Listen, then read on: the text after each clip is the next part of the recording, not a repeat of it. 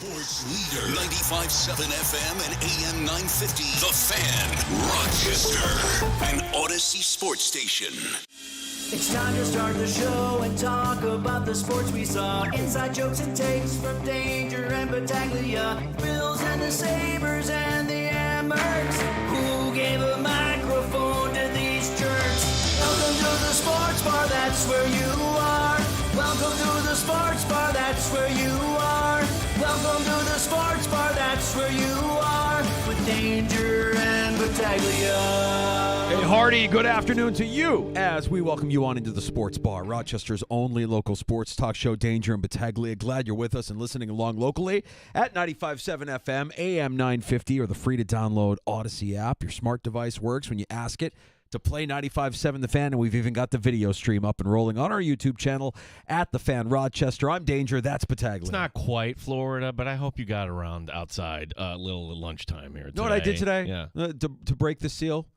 I drove in to work today with the sunroof tilted. Not open, just tilted. A little fresh air, a little cold air circulating through the Forerunner on the ride into work today. So just tilted up the sunroof a little bit, just to get some of that fresh, cool air flowing, just to make me believe that as we're getting there. We're getting there. Little by little.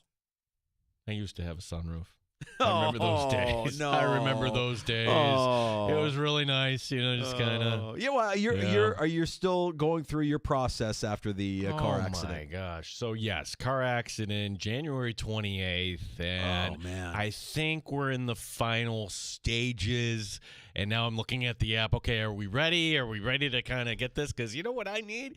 I need a car because most rental companies give you the 30 days. I'm not willing to pay after the 30 days. Right. The 30 days is up on Friday, Danger. So, when you work in sales, not having a car, kind of detrimental. You need that. Yeah, bad. You need bad, but yeah, I don't know if my new car, whatever I end up buying, will have a sunroof or not. Well, Jay, come on, Gino. I mean, you've earned this. You've earned this, buddy. You splurge a little bit and enjoy that sunroof. If you can get a sunroof, by all means, get it. Go for it. A day like today, it was a mood changer for me. The sun was out this morning. I've got the thing where you can close the roof and it like blocks the sunroof altogether. Yeah, I do that in the winter because I feel like, okay, that cold air from the sunroof, from the glass is, I just insulate it a little bit more.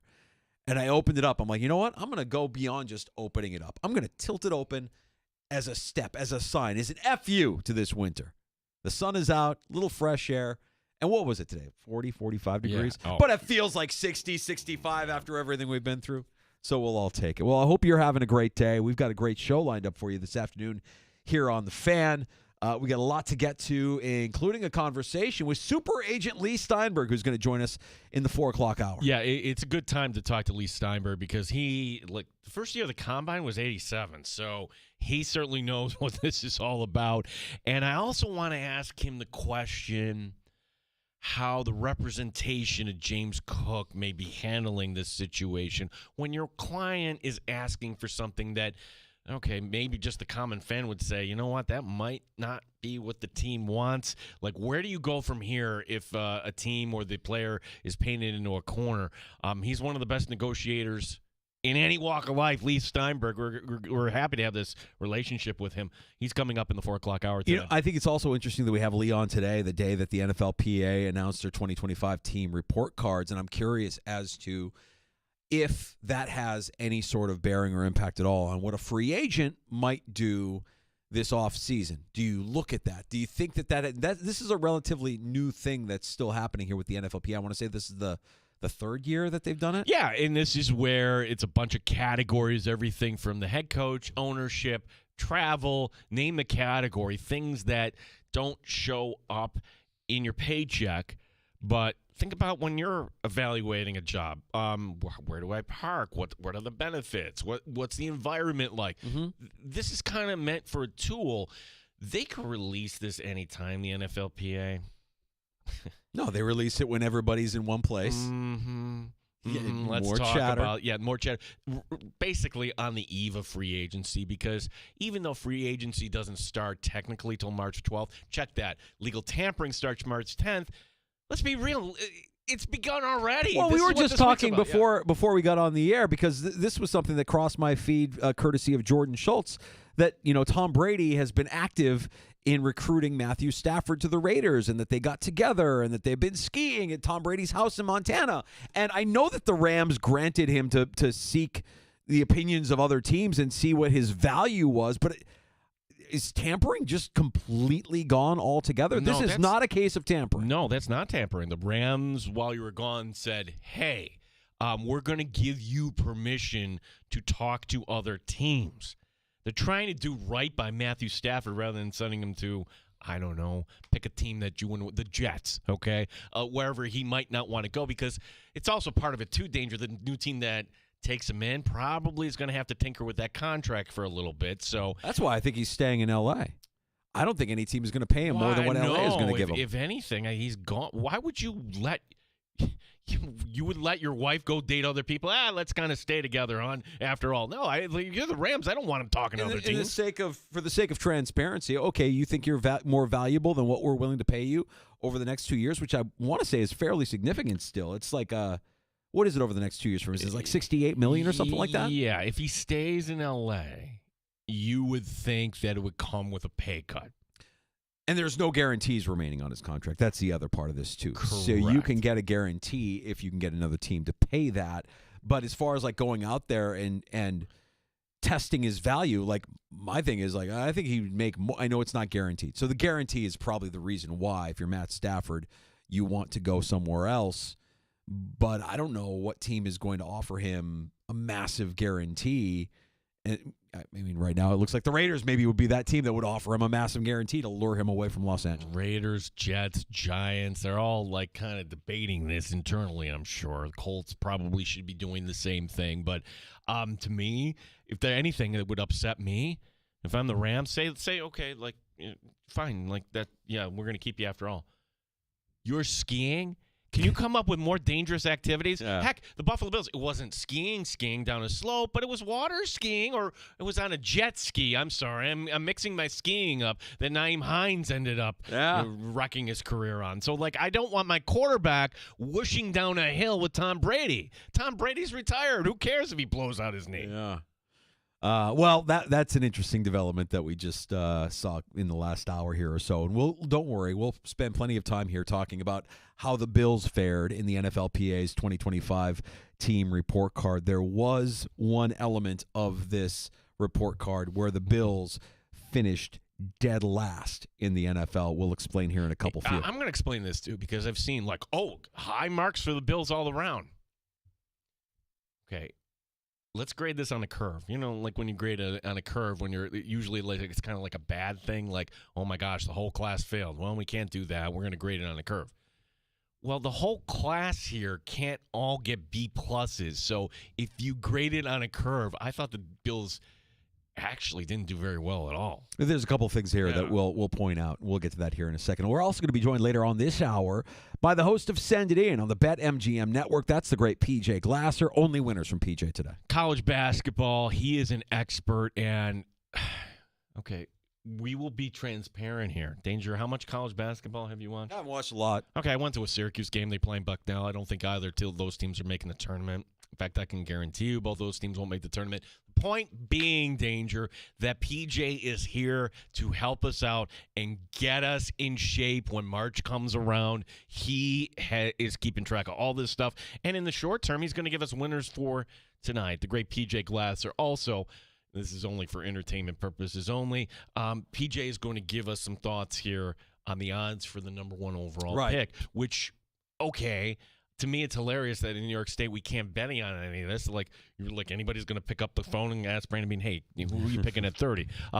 But if you're in a different state, you want to relay that, or if you're just curious on the betting angle on that, PJ Glasser from Send It In on the BetMGM network will be joining us here shortly. You can join us anytime this afternoon. We have open phone lines for you on the Good Smoke Barbecue and Pub Wingman line. That's 866-4FAN, 585-866-4326. Award-winning barbecue from Good Smoke Barbecue and Pub at 135 West Commercial Street in East Rochester. GoodSmokeBBQ.com. Man, I remember going down there for the tournament a few years ago. You remember that? Like, yeah, that was fantastic. I think I might. Yeah, might be taking a few days off there in March. They're in danger. So. To the NFLPA's 2025 team report card, where the Buffalo Bills finished 23rd out of 32 teams. Just a couple of highlights, not Bills related or lowlights, depending on how you want to look at it. The best team to receive votes, the Miami Dolphins.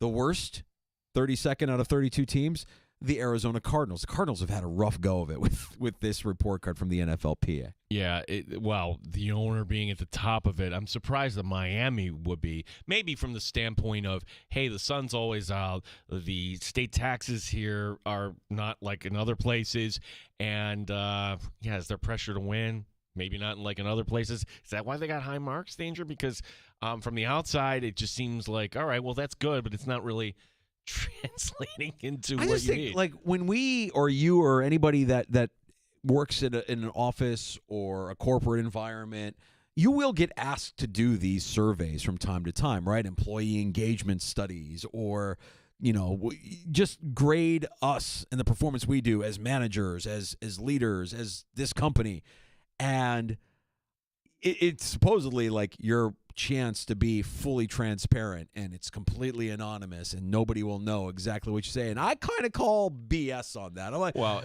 right. Like whenever I get one of those, I'm not going outside the lines. This is not that, though. This is the NFLPA. This is the safe spot, Danger. Right. Like this is not Buffalo Bills Human Resources sending this out. This is not from Park Ave offices, the headquarters of the NFL, sending this out. Right. This is from a union, and Yes. the union, they can rip apart a team as much as they want with no ramifications, no fear of so-and-so said this about our team. So with that being said, Sean McDermott, I think, is interesting here as the head coach of the Buffalo Bills. He received a B grade. 88% of players believe that he is efficient with their time, which makes him 27th among head coaches in that specific category. Ah, there we go. 27th? A B. Okay. Look, as compared to an A+ that Andy Reid got, I'm not worried about that, actually. To me, it's all right. What I'm curious about here, Danger, is I'm going to just take a little detour before we get back. We're going to have Dan Fates on tomorrow. Yeah. And I'm just going to ask Dan Fates straight up, who is Sean McDermott? Like, we think we know him. Is he the coach who demands a lot and talks in cliches and gets up at the podium and claps his hands a lot? Or is he kind of like the goofy neighbor who's, photobombing your live shoot? Like, who is this guy? Who is the real Sean McDermott? And my theory on this, okay, what did he minor in college? He was a drama major. Like, is he just playing the role of head coach, and by doing this, he's always in character? And then every once in a while, hey, the pressure's off in March, and I just can be myself. By the way, not a bad quality to have if you're in that role, because in a lot of ways, he is on stage. He is constantly on stage. In fact, every time he's forward-facing in public, he is on stage, whether it's a podium for a press conference, a sideline for a game, or walking around the NFL scouting combine. He's on stage, and he's got to be 100% fully aware of that. So when we see moments of levity, like Fates and Catalana saw earlier this week, I think that there's a reason for that. I think he wants to. I mean, he's not quite given up on his dignity. We don't see him in State Farm commercials talking about bundle Rooskies or anything like that. But you certainly could see him doing that based on these little moments, whether it's snow angels after a win or what we saw, that he probably is, if he was your next door neighbor, a guy that you could sit on your front porch and have a couple of beers with and just talk about things, kids, life, more than just football. So when he's got that Bills cap on and when he's in the NFL's merchandise, he is playing a part. He's playing a role. Coach Hardass. Yeah, but when he's in public doing other things, like, he's kind of what they would call a clothes horse, too. That doesn't fit. What's a clothes horse? A guy who's just going to spend money on fashion. He's always, like, wearing little hats and everything and spending money on that stuff, where most coaches I know, okay, what's the team gear? I'm putting it on, and I'll wear 2 and 4. I don't know, man. I mean, you feel like at every end of season press conference, he's wearing a different flannel, like, and not like an expensive flannel, like the flannel that you could get off the rack at Target. I don't know. You know, I buy into that. I buy into the drama major, the guy that has experience in that, knowing when to dial up the emotion, knowing when to go in a direction of levity versus when to take himself maybe more seriously than we think. I mean, well, right. Like, I think Chris Leverage would agree with Mike Danger's take on this. yeah. That honestly, like, okay, you're playing a character. That's right. Even though it's not really you. Is That's it you? right. Have you seen Severance yet? That's you. I have not seen Severance Add it yet. to your I'll list. add it It's to the awesome. list. Anybody who's watching it will verify. There's no list. There should be. There's too much content. No, it's true though. I mean, and I guess I relate to that in the way you just described. Like, when people ask me what I do for a living, I should just say I'm Mike Danger. That's my job. My job is to be Mike Danger, who is an exaggerated version of Chris Leverage, right? So Sean McDermott, he doesn't have a stage name. He has the exaggerated version of what he is. And when you hear him speak about his values, you remember not last year, but the year before that when the Ty Dunn piece came out and he had to kind of defend who he is, defend what he is at his core. And he got really emotional about that. And I think that was an exaggeration of how he really felt. He felt attacked. He felt like he had to defend himself, and it got to him a little bit. And you saw it get to him so much so that it felt like the team almost rallied behind their coach, and that's what propelled them to go on that streak at the end of the 2023 season to make it into the postseason. So all of that makes a lot of sense to me, that Sean McDermott is playing this part. And I think a lot of NFL coaches don't have that ability. They're just football guys. And I think you have to have some of that if you're going to be an NFL head coach. You have to have a little charisma. You have to have a little bit of stage presence. You have to have self-awareness. You got to be able to sell. You No got to question. be able. You've got to communicate to the owner in a certain way. You have to communicate to the training staff in a different way. I mean, I will use the Belichick comp. That's not who he was. He created this separate persona. Right. Different persona with his players than he was with the media, than he was on the sideline, than he was off the field, for sure. So that's McDermott, 27th among head coaches in Not terms great. of 88% of players believing that he's efficient with their time. Not great. You're right.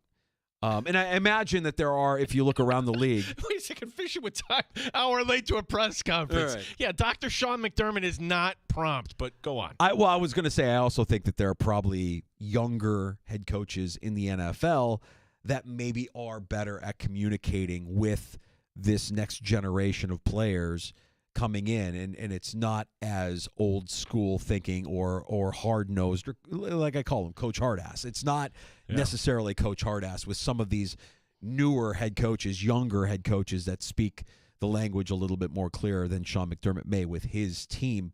Terry Pagula graded a B. That puts him in the middle of the pack, 17th among owners. You saw the team excel in their weight room. They got an A, 7th. Their strength coaches, well, that's unfortunate. They got a B+, which was 23rd. Well, maybe that's why, there's room for growth there. So going from 23rd to whatever they get in 2026, we'll see. This one was where we all like, oh, okay, well, they're dead last in that category. Team travel. They graded an F-. F-. I think of the Miss Shields character from A Christmas Story. F. Yep. Like, it's not even an F-. Yep. F-. F-. They were 32nd in team travel. Training staff, they ranked 27th. They got a C and identified that as another area of improvement for the Bills. Go back to the team travel. Let's do it. It's not like we're so outpost like Buffalo to New York, Buffalo to New England. It's not a long flight. The travel going back and forth to the stadium, the traffic is in West New York is as light as anywhere in the NFL. What is it? I think you got a lot of big guys. I have been traveling more in the last year than I think I've traveled my entire life, and I'm getting more comfortable with flying. It was something that I was always okay at, but it wasn't my favorite thing to do. I'm getting more and more comfortable with it. It's becoming a little bit more second nature to me. But I am not 6'7", 320 pounds. I don't know how those guys do it. I don't know what kind of accommodations they have, but when you hear stories from around the league, like in New England, where the plane is so dated that it still has ashtrays in the armrest, then I imagine that these guys, and you hear from the NBA as well, that they just don't like to travel because it's uncomfortable for somebody of that size to do the amount of traveling that they do, and they do a lot of traveling. Could it be this, too, and this was true of visiting teams years ago, that this is how powerful the NFL is, Danger. When a visiting team comes to Western New York, literally they can check you in the on board for the plane just by getting onto the bus, and then you just get onto your charter right from there. Mm-hmm. I don't think the Bills do that. I think it's kind of the old-fashioned way where they got to, so I think that's also part of it, too. Somebody correct me if I'm wrong on that.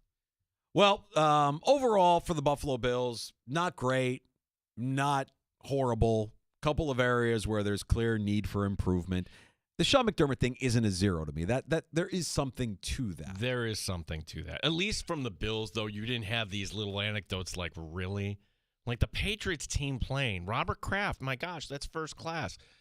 How it's so old. I remember that where in the little armrest, there'd be this aluminum. Yeah, a little ashtray. Little ashtray that you just hit the button, it would pop up, and you can. Like, when did smoking get outlawed on flights? It has to be at least 30 years, right? If not longer. There was like smoking and non-smoking. I don't even remember, like, oh my God. When did they ban smoking in restaurants in New York State? That was like 98, 99, something like that. Yes. So I imagine that planes were right around that same time, maybe a little bit sooner, but maybe not. I can't remember. I mean, the thing that doesn't make any sense about an airplane and smoking is like, why do you even have a non-smoking section? The air is circulating through. You're in a tube. It's not going anywhere. Right. Like eventually that smoke is in the air and it's coming your way, even if you're sitting in non-smoking. So whatever, ridiculous. I mean, just such a crazy time and a crazy thing to think about. And the fact that the Patriots are still rocking the team jet with the ashtrays built into the armrest. Yeah, Spirit Airlines would like to have a word with you. Maybe they could have just said, you know what, we won championships. We were all lighting up victory cigars on the way back. Well, what are you going to do? Yeah. Victory cigars? Okay, I'd listen to that. Let's get to PJ Glasser. He's the host of Send It In. We'll get some winners in college basketball. We'll talk some golf for this weekend as well, and we'll talk the number one overall pick with the NFL Scouting Combine getting underway in Indianapolis. PJ Glasser, Send It In on the BetMGM Network. Our guest next.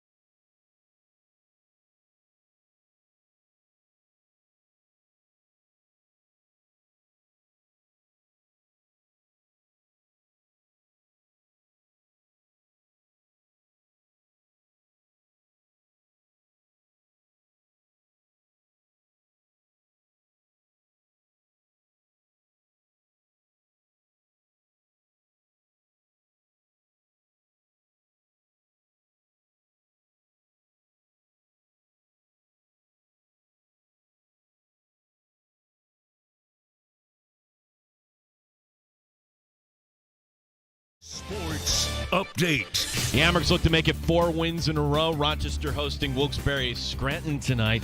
Our coverage will begin at 7 o'clock right here. Don Stevenson, Andrew Mossbrooks with the call. Combine continuing in Indianapolis. Defensive linemen taking center stage today. Steve Tasker today on One Bills Live talking about safety Nick Emanware. Nick Emanware, I'd love to see him wearing a 40. What's he going to run it at? He's 6 feet 3 inches tall and weighs 227. That's what you're up against. But he's one of one. There's nobody else like him in the draft at the safety position. Right. He's going to go early. If he slips, the Bills jump up to get that guy. That's the guy that Bills jump into the low 20s to get. Okay, put it on the Tell him, whiteboard. put it on the whiteboard. Emanware playing at South Carolina. PJ Glass, your host, ascended in, joining us next. Syracuse basketball in action tonight.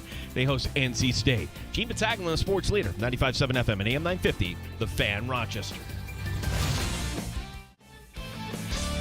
They've raised the bar on Rochester Sports Talk. You're in the Sports Bar with Danger and Battaglia on the Sports Leader, 95.7 FM and AM 950 The Fan, Rochester.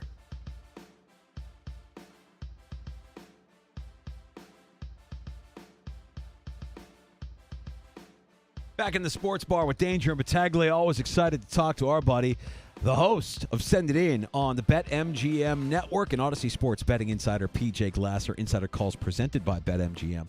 Go check out all the latest lines today on the BetMGM app. PJ, we've got the Combine in Indianapolis. I know we can talk about that. I know we're going to talk a little bit of golf with you, but let's start with your expertise. Let's get some winners.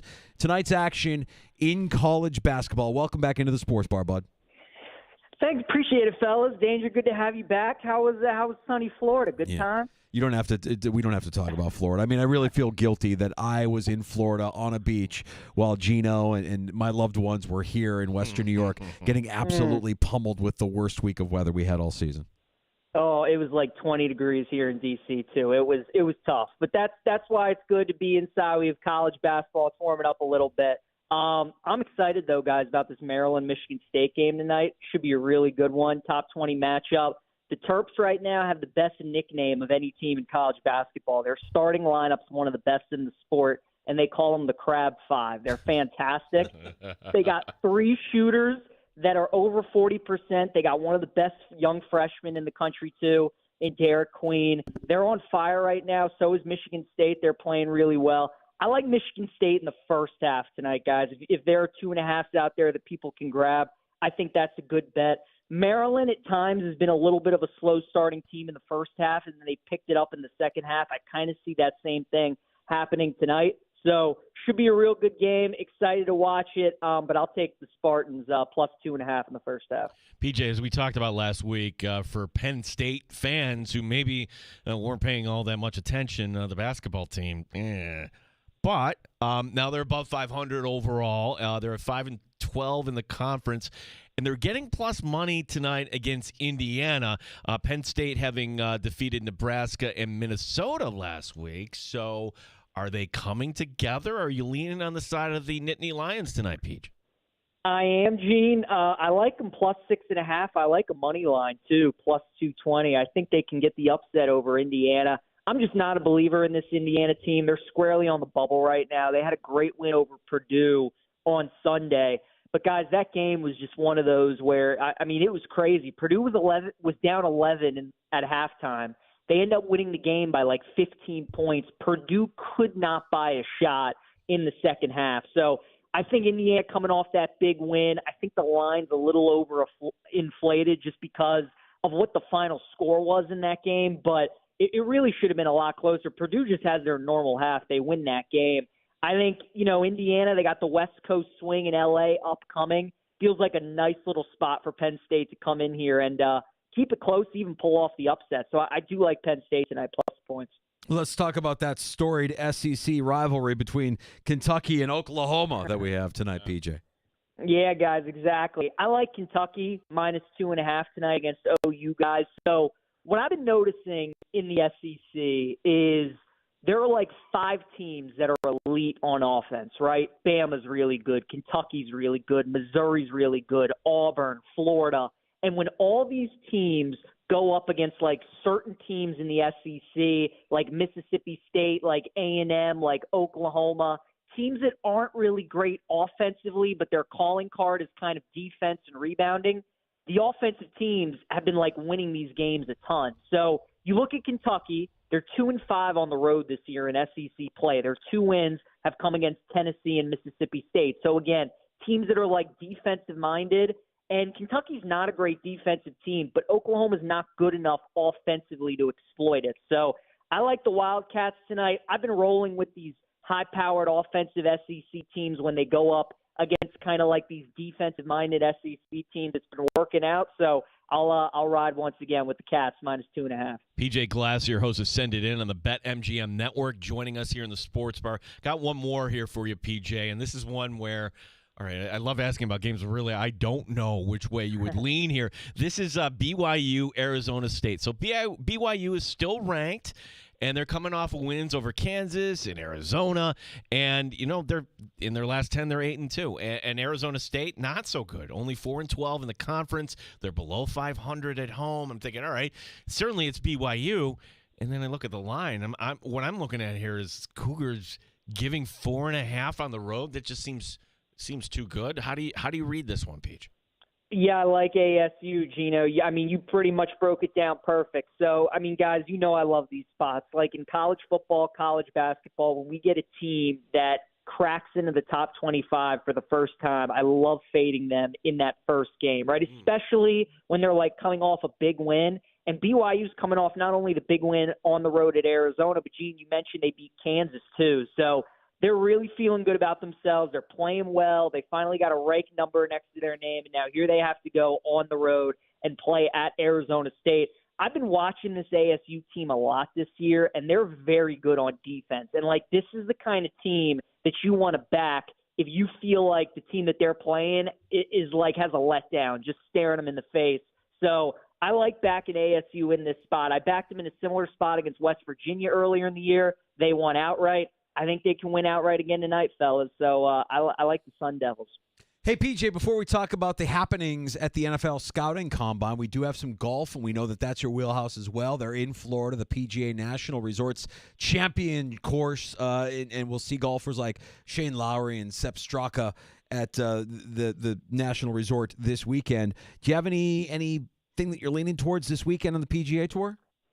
So here would be my advice, Danger, for people that want to bet golf this week is Lowry is the favorite right now at 20-1. And because there's not like a Scotty Scheffler or a Rory in the field this week, I think the value is in placements, right? Like top 10, top 20. Everybody in the field this week is plus money to finish top 10.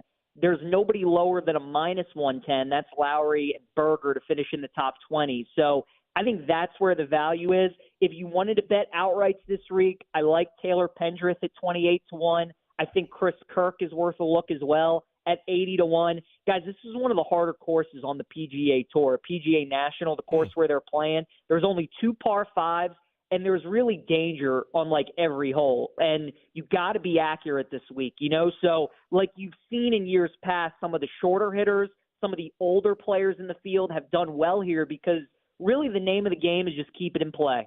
Drive it into the fairways, hit greens. Par is going to be a good score at a number of these holes. And, you know, this is one of those tournaments where if the wind really picks up or because they're playing in Florida, you know, if they get some rain as well, you could see like a lower scoring tournament where the winner ends up being in like the single digits. So it's a tough tournament to handicap, but again, I think if you're trying to bet golfers this week, I know we all want to hit, you know, big outright prices. The value, though, is in the placement this week at the top 10 and top 20s. But Pendrith, Chris Kirk, those are 2 guys that I really like this week that I would look at. PJ, if I had one wish here in New York State, well, I guess one would be, can we have a Division I program in Rochester? But if I had another wish, it would be, hey, when we get to April, can we actually have a little action on the NFL draft? So maybe we get to that point in New York State, but from maybe the betting kind of angles here will tell us a thing or two here about the NFL draft and who may go at the top. And it would just be kind of curious to get your thoughts on what you're seeing here as far as early action when it comes to the NFL draft. So to me, Gene, I think if you're looking at the first overall pick market right now on BetMGM, right? Cam Ward's minus 155, Abdul Carter out of Penn State's plus 125, Travis Hunter plus 900, Shedeur Sanders 10-1. It's probably going to be one of those four guys that go number one overall. We know Tennessee right now is on the clock. The big question, though, is Tennessee going to trade down? And I kind of think that they will. To me, guys, I think the value is on Shedeur at 10-1 because I do think Tennessee ends up trading the pick. And there's a good chance if they trade, it's going to be with the team that's trying to move up to get a quarterback. And look, we don't know for these teams if Cam Ward's number one on their big board. He might be for Tennessee, but for the Giants or the Raiders, Shedeur might be one on their big board. So I think the value right now is Shedeur at 10-1, and knowing that this could be a year where the team selecting number one certainly could trade. I think that's where the value is. I know a lot of people feel like Abdul Carter could go number one overall. Guys, my theory is I kind of think that the Browns are going to get Aaron Rodgers this offseason. They're going to trade Myles Garrett, and then they're going to get Abdul Carter with the number 2 overall pick if he's still there. So I think QB's going 1. I think Shedeur is going to be the guy if a team trades up. So I like to bet at 10-1. So, PJ, is there anything else? I mean, like, as G mentioned, we can't bet on it here in New York State, but I mean, there's certainly numbers aligned with destinations for guys like Myles Garrett or Matthew Stafford. Is there anything there that's standing out to you that you think that's interesting? Yeah, so that's the thing, guys. I wish we had more markets up. You know, it won't come obviously closer until the draft and stuff, but that's mostly what it is. Danger is first overall pick, and then, like you have some other books who are like next destination for a bunch of these teams. I think Washington's a team to keep an eye out for, just because they know they have their franchise quarterback. They've been so bad for so long. And we all know in the NFL, the time to strike is when you have your quarterback on a rookie deal. Yeah. So I think Washington's a team to keep an eye on, if you want to bet like Myles Garrett, next team, or I know the Bengals signed T. Higgins to the franchise tag, but, if they decide to trade him, if T doesn't want to play on that, wants a long-term deal, like that could be a team. So Washington's certainly a team that, like, I'm looking to bet for certain players because that isn't a front office with Adam Peters, who was in San Francisco. We know they like taking big swings and they like signing players to long contracts. So I could see them do it with Myles Garrett this offseason. Yeah, you're kind of going with your take that Shedeur has great value. Because this could kind of fortify your position, PJ.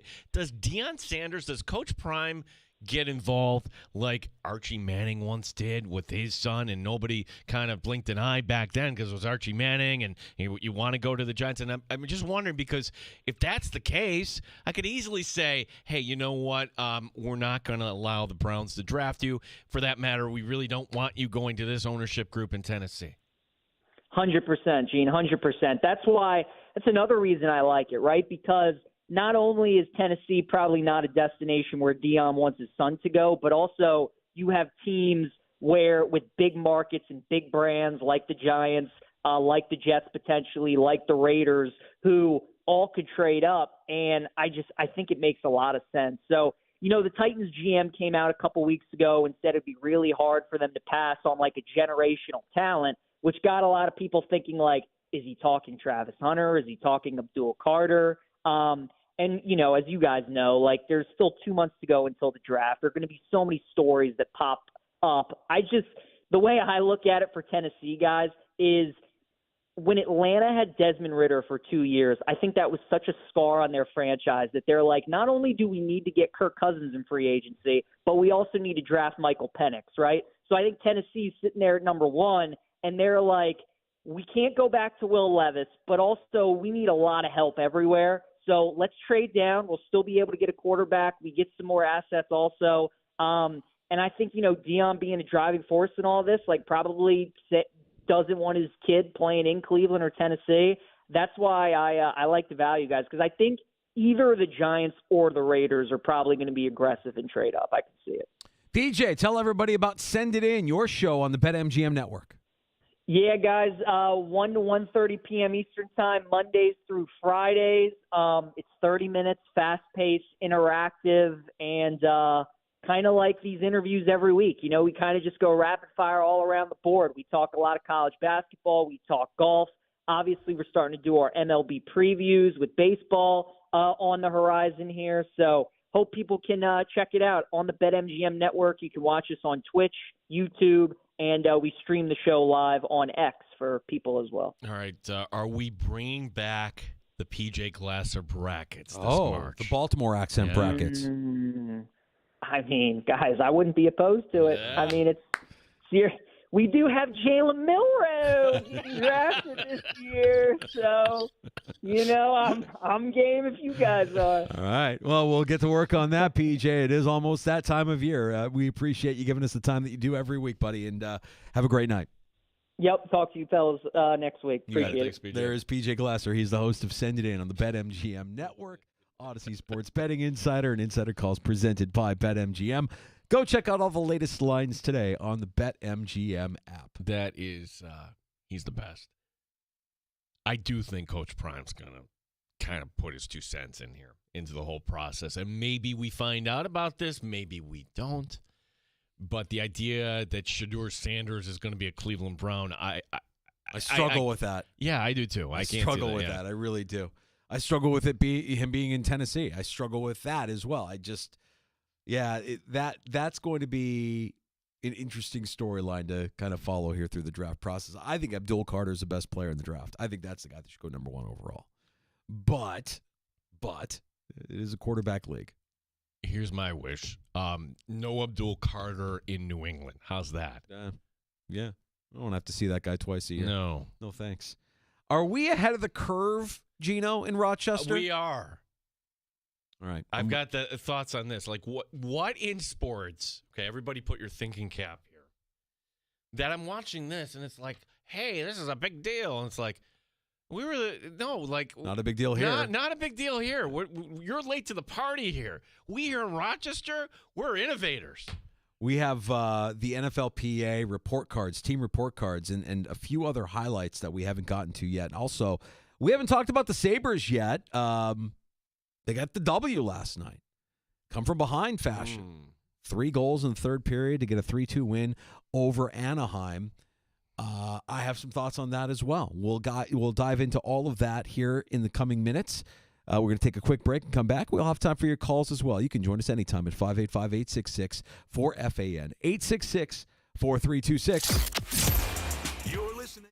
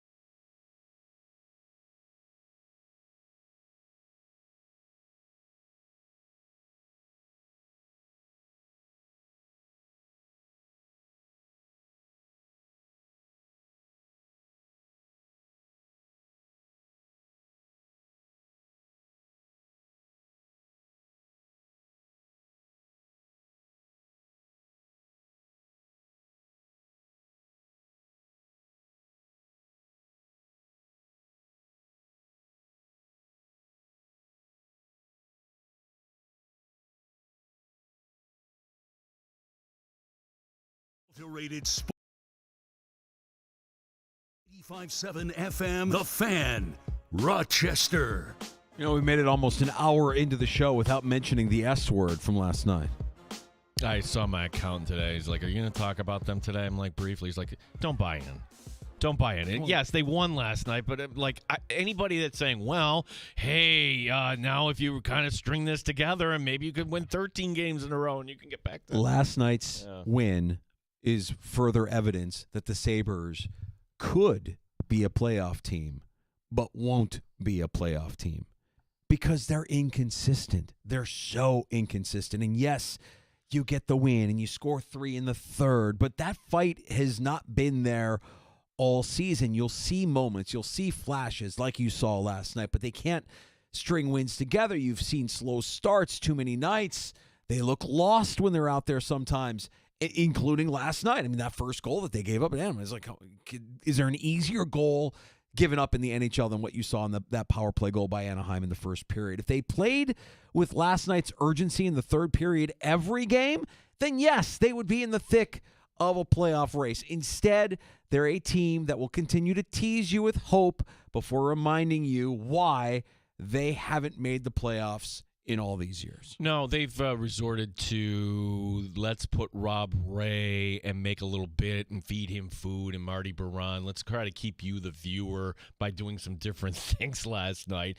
And yes, they scored 3 in the third. Danger, 2 of them were unbelievably cheap. Yeah. I mean, okay, hug the post, why don't you, Anaheim goalie? So, yeah, look, if it gets to, I don't know, mid-March, and they're still playing at this level that they have here, the 2 games coming out, then we can have the conversation. We see them make ground. I mean, I think that's the frustrating thing is even when they do win, and they've won games here. This is their 6th straight home win, right? Yeah. Like, that hasn't happened in some time.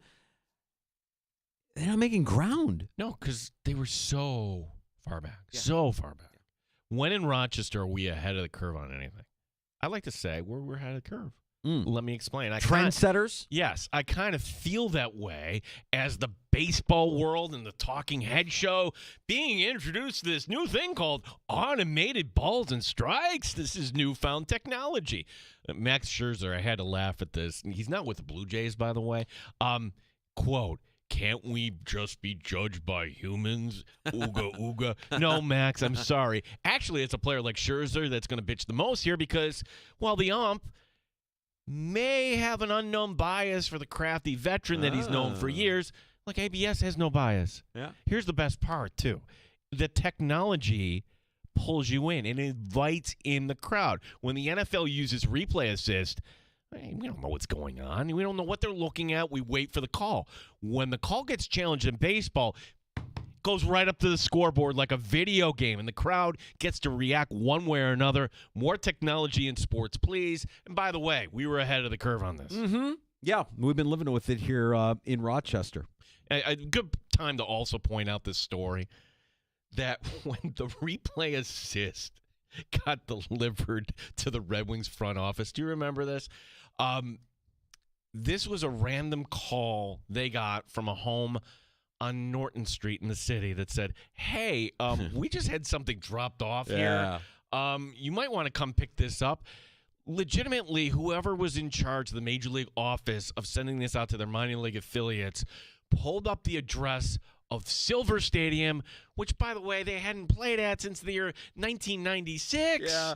96, and it got knocked down shortly thereafter. They sent it to that address. They sent it to that address. Not to Innovative Field. Fantastic. Way to go, Major League Baseball. Isn't that what we all kind of fear in this day and age of, hey, click here, Amazon. Oh, my gosh, it's ending up on Norton Street. Absolute joke. The NFLPA team report cards came out today. We spent some time talking about it earlier. If you're just joining us, the Bills taking a little bit of a drop here. And I would say it's not a 0. I mean, it's not a great look when you fall to 23rd out of 32 teams overall. It's not a good look when you're dead last with an F- in team travel. That's more than a bad look. That's freaking embarrassing. You're a franchise that's been in the mix, but you may want to kind of like look at some of these player complaints and deal with some of them so that you see improvement here, because I don't think anybody in the front office is going to be happy about an F- or falling to 23rd. Just some other highlights here, just to kind of glance over. Mention the number 1 overall team, Miami, the worst graded team, the Arizona Cardinals, have had a rough go of it. I think it's notable that the Commanders went from dead last to 11th in 1 year. And this, of course, an organization that lived through the Daniel Snyder era, but Josh Harris coming in replacing Snyder. And I also think, when you bring in Dan Quinn as the head coach, some of that culture has begun to shift. And you see the Commanders now scratching at the top 10 in terms of how they graded according to the NFL Players Association. The Patriots, we mentioned their team plane still having ashtrays built into the armrest. They finished just ahead of the Arizona Cardinals, 31st place ranking. So they've got some issues that they're dealing with there in terms of how players view that organization. Poor facilities, poor resources, and it may be a struggle. If free agents view this and use this as part of their education before deciding to sign with a team. We spent some time talking about McDermott and his ranking 24th amongst head coaches in efficiency with players' time, which isn't a great sign.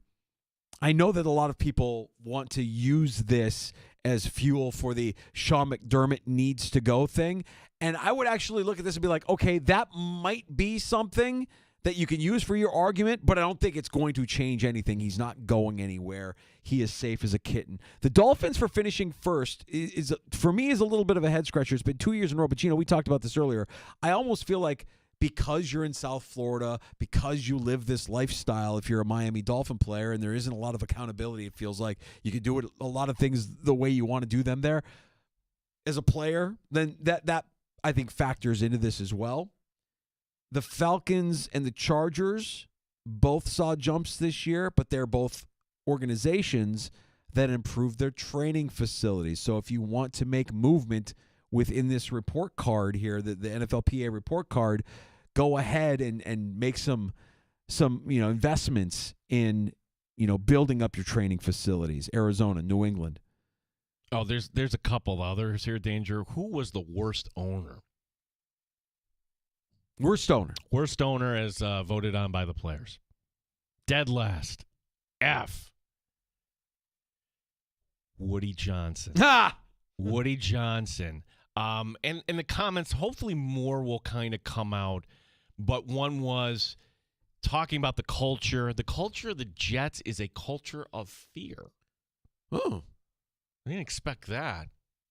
And that's coming out like, I just thought it was a culture of nepotism. Like when you have the owner's son going down there and handing out game balls. What are you afraid of? The owner's son not liking your Madden score? That's the culture of fear. Yeah. Oh, I got to get my Madden rating up so the coaches or so the owner's kid will like me. The Steelers were another one as well. For a team that's as stable as they've been in terms of their organization, 28th out of 32 teams. And, the struggles on offense and the struggles to get past the wild card round of the postseason have been well documented. Mike Tomlin and the front office there in Pittsburgh, if this is of concern to them, which it may not be, they have some work to do. So I just thought that there were some interesting nuggets there out of the NFLPA's 2025 report card. We're going to have more here. Yeah. Do you want me to hold this over Yeah. here? Yeah, let's talk a little bit more about it. Which team, okay, if you're cheap, it's going to show up. Yeah. And Lee Steinberg, super agent, is going to join us here in the 4 o'clock hour as well. I wonder if he's had a look at this and whether or not it will have any bearing on free agents and where they end up ultimately deciding to sign here this offseason. Lee Steinberg going to join us here in a little bit. We have time for your calls on the Good Smoke Barbecue and Pub Wingman line. That number is 866-4FAN, award-winning barbecue from Good Smoke Barbecue and Pub, 135 West Commercial Street, East Rochester, goodsmokebbq.com.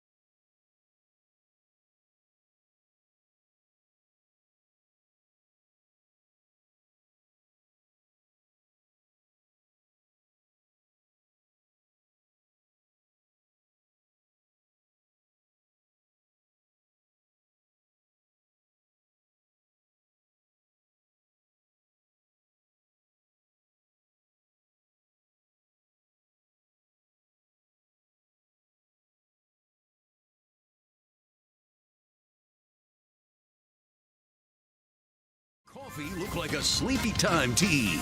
WROC-AM, WBEE HD2 Rochester, and streaming online and in the Odyssey app at The Fan Rochester, the sports leader, 95.7 FM and AM 950, The Fan Rochester, an Odyssey sports station. The Fan Rochester Sports Update. Following tonight, the Rochester Americans won't be home for another 2 weeks. Team taking on Wilkes-Barre Scranton tonight at the Blue Cross Arena. Emmerich head coach Mike Leone on the opponent. They're really good. They're really skilled. If you look at the depth they have up front, goaltending, special teams are really good. They're fast. They're really good in transition, and it'll be a big test for our group tonight, especially away from the puck. We just got to make sure we're ready to go from the puck drop. Coverage begins at 7 tonight with Don Stevens and Andrew Mossbrooks here on The Fan. Combine continuing in Indianapolis today. The defensive lineman talking to the media. We will talk to super agent Lee Steinberg, who joins us later this hour here in the Sports Bar. Syracuse basketball hosting NC State tonight. Only 2 games left in the home portion of the schedule for the Orange. Gene Battaglia on the sports leader, 95.7 FM and AM 950, The Fan Rochester.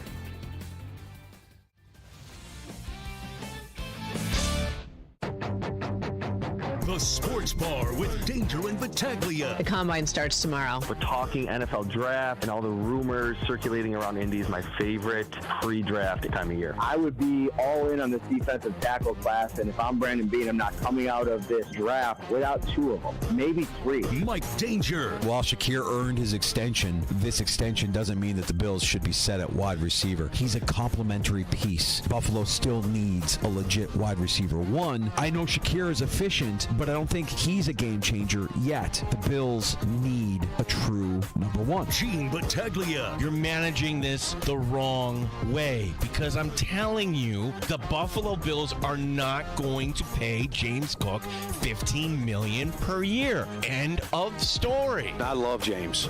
James is a beautiful man. Like, he really is. 95.7 FM and AM 950 The Fan, Rochester. Gene Battaglia is a beautiful man. I'm being serious here. And we're secure, buddy. Yeah. You're a beautiful man. Welcome into the Sports Bar. Danger and Battaglia. Hour 2 begins. We'll talk to Lee Steinberg before 5 o'clock. Super agent with the NFL Scouting Combine underway in Indianapolis. And also, we'll get his take on the NFLPA's team report cards that were released today while everybody is in Indianapolis, while executives and inside reporters can kind of chatter about how teams graded out here. Yeah, it's you and I, every year we get the privilege of going and seeing the Bills at St. John Fisher University, and as part of that, they will allow the media to have a lunch, right? And we go over to the cafeteria. Now, we're not with the players, mind you, okay? It's almost like we get the kind of the runoff, but it's healthy stuff. You realize, okay, this is kind of good what they're feeding, and they don't cut corners when it comes to training camp, and I would assume that's also the case when you're back. So the Bills doing well when it came to food in the dining area, although not the best. They ranked 20th out of 32. No, the turkey burgers need to be a little bit better next year. But a B- isn't an F. No. Does anybody want to take a guess? Which cheap organization checked that? Because when we have a right around for this team, we're not cheap. They spend money. Blah, blah, blah. Yeah, but you don't even have an indoor training facility. You make players walk on city blocks here just to get over to their practice field. I'm talking about the Cincinnati Bengals. They got an F for their food. F. Part of it is, Danger. They only provide 2 meals a day. So if you want to break down the film late, or around this time and grab dinner or work out late, sorry, you're going to have to go somewhere else on that. You would figure.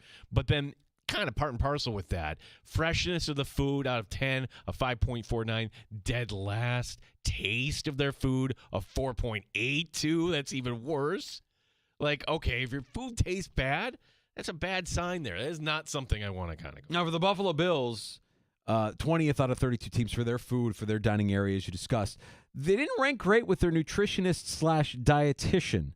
29th out of 32 teams for their nutritionist and dietitian responding that they get an individualized nutrition plan. That's something that the Bills may want to look into. And players feel that their team dietitian is moderately accessible, ranked 28th out of 32. That's a B-, 27th out of 32 teams overall when you talk about nutrition and diet. And that's part of this, right? I mean, it has to be.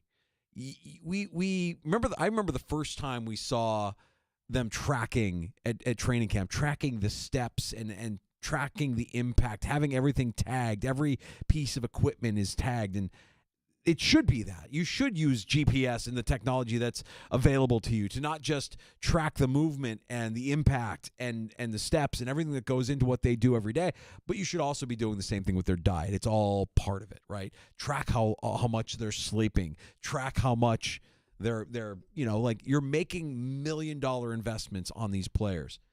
I say track them. Go ahead. Tag them and track them and do whatever you have to do. They're going to do what they're going to do. Proud sponsor of the show, Good Smoke Danger. I can't tell you who. A couple players went over there last year. Nice. Well, heck, yeah, but, that's as good as the food might be at Fisher, yeah, Good Smoke might be calling those guys. Yeah. Well, the Bills fared the worst, finished dead last out of 32 teams, was team travel. That's the F-. Players, 35% of the Bills players feel they have a comfortable amount of personal space on team flights. That ranks them last. Players believe their team travel schedule is inefficient. That also ranks them last in the league. So whoever's booking the travel for the Buffalo Bills is going to have a little talking to, I would imagine. Inefficient. I'm trying to think, were there any, hiccups in travel this year? I mean, look, you've had other. They're chartering planes, so they're taking direct flights, right? Right. When I think of inefficient in terms of how I view it, and it's dangerous for us to compare what we do and how we travel to guys that are 6'7" and 340 pounds. So, but I always view it as, well, if I've got a connecting flight, it's inefficient to go backwards in order to go forwards, right? If I'm trying to fly to Rochester and I'm in the mid-Atlantic, why would I fly down to Atlanta to then come up all the way back up north to Rochester? You know what I'm saying? Or why would I travel west to Detroit when LaGuardia is right there? That's what I think of when I think of inefficiency.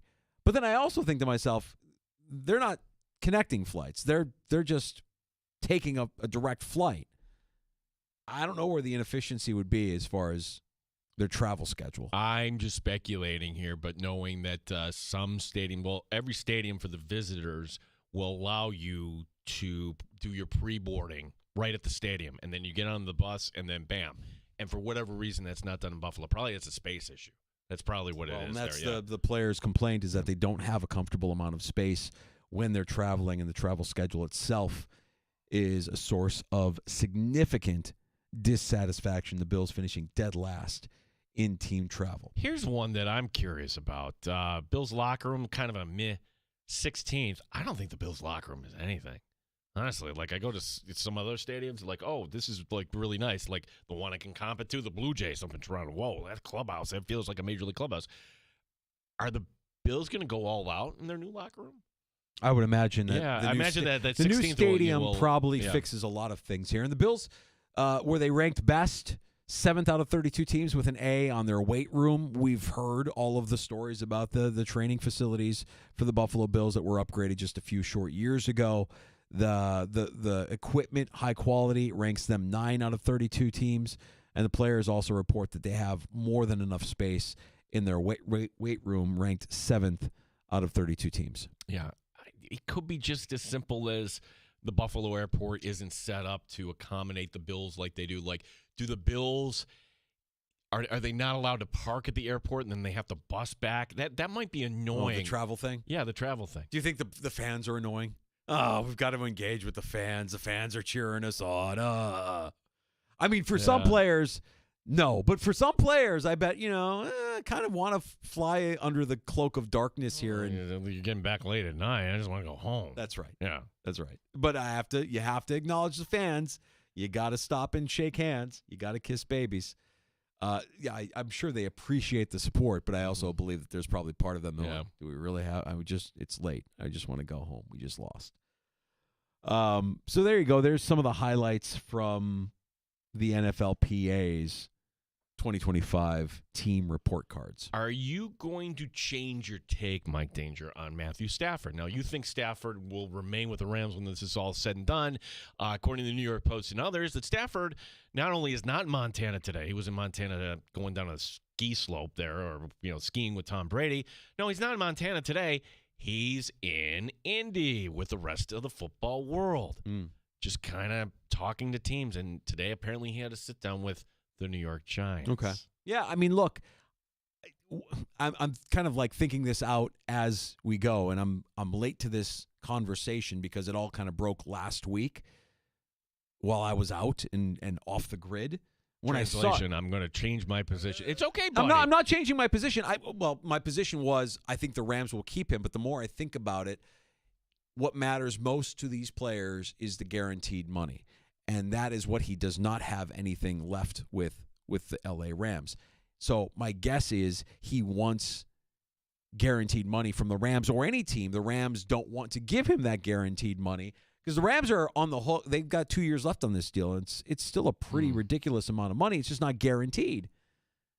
So if this is about guaranteed money, then yeah, I think he is probably going to sign somewhere else. I don't know what the Rams would offer him in guaranteed money that would keep him around on a restructured deal for the next 2 years. Can I excite New York Giant fans why this might be the play? Could you squeeze something out of Matthew Stafford and he's throwing to neighbors and all of a sudden you're going to draft a running back in the mid-rounds. All of a sudden that offense is competent. And on the other side, rather than drafting a quarterback you're not entirely sure about, you're going to draft an Abdul Carter, and you're going to put him alongside the other guys on that line. That's a playoff team, Danger. You didn't address the offensive line at all in that scenario. Yeah, okay, all right, yeah. Who's protecting Matt Stafford, and how many weeks is he actually going to play after he gets his teeth kicked in? I didn't address the head coach either. But I mean, look, I think that's a tough spot for both Joe Shane and Brian Daboll, right? Like they're both trying to save their jobs. Yeah, they're both going into the season knowing their jobs are on the line, and they can make all these changes with the best of intentions. But the reality is, you could bring in Matt Stafford, and if that offensive line is busted up and he's injured, you're both out of work. One thing I'm surprised, and what's holding all this up, we should have news of a trade. I understand you can't become official till the 10th, but we've seen other deals like this with Alex Smith, let's say. Teams that make trades, but they don't become official until March 10th. Yeah, well, I'm sure some of those conversations are happening right now, and it is, as we've dubbed year in and year out, the season of lying right now. When you hear a GM say we have no intention of trading a player, you can take that for what it is, or you could say, okay, he's just drumming up more interest here to try and get more people to call in. I'm talking about Andrew Berry. I'm talking about Myles Garrett. Again, today, Berry letting everybody know. Yeah, and both Berry and Kevin Stefanski letting everybody know we expect Myles Garrett to be with the Cleveland Browns in 2025. I would say that Brandon Beane is not lying. He does believe that James Cook is a beautiful man. I think he's right. Yeah, I think he's right on that. Yeah, but. Yeah, I imagine he was seething when it became public what James Cook was looking for in terms of a new deal. That's something that Brandon Beane or any NFL GM doesn't want to have to deal with. Well, these guys are control freaks. Yeah, and I'm just pointing to the representation. Now, when we have Lee Steinberg on with us in just a few minutes here, we're not going to ask Lee to put this agent on blast because, after all, Lee freaking reps Patrick Mahomes, okay? So but we can ask him in general. He's probably been in these situations before where, hey, your client is expecting this. You know he's not going to get paid that. So how difficult is it or do you have these conversations ahead of time? Yeah. Like we envision that Brandon Beane probably sent out all the offers at once, right? Like, here's our first offer, and that Khalil Shakir is actually the only one that actually, went with that first offer or came back with a quick counter offer and acted quickly and got a deal done while everybody else might be sitting on it, including James Cook. So we'll see. But from what we talked about yesterday, I mean, like, I wouldn't be opposed to the Bills moving on from James Cook. If you were able to trade James Cook and get a great player in return, whether it be from a roster or from the draft or both. If there was a team willing to do that, I would listen. I would listen to it. That makes business sense to me more than paying James Cook what he's looking for. That makes business sense to me. If James Cook is going to be sour at a deal that pays him $9 million per, I mean that's a problem, right? That goes against your culture. And the only way around this danger is, okay, we're going to put some incentives. If you lead the league in rushing, if we win the Super Bowl, maybe those are the things like, okay, great, here's your $15 million. Nobody in West New York would complain. You won the Super Bowl? Okay, we're going to be writing a lot of checks, everybody. yeah, I like that. Lee Steinberg, super agent. Did you say he reps Mahomes? He still reps Mahomes? Yeah. Oh. Yeah, you don't remember that? Yeah. Oh, wow. That's pretty cool. We have Lee on from time to time, and felt like with the Combine happening in Indianapolis this week, it'd be a good time to let Lee be our ears and eyes. The NFL Scouting Combine in Indianapolis. Tell us a little bit about what goes on behind the scenes there. What kind of deals are being brokered? What about this NFLPA team report card that got released today, and whether or not that has any effect on a free agent where they may decide to ultimately sign? Very, very fortunate to talk to Lee Steinberg, who joins the Sports Bar next on The Fan Rochester.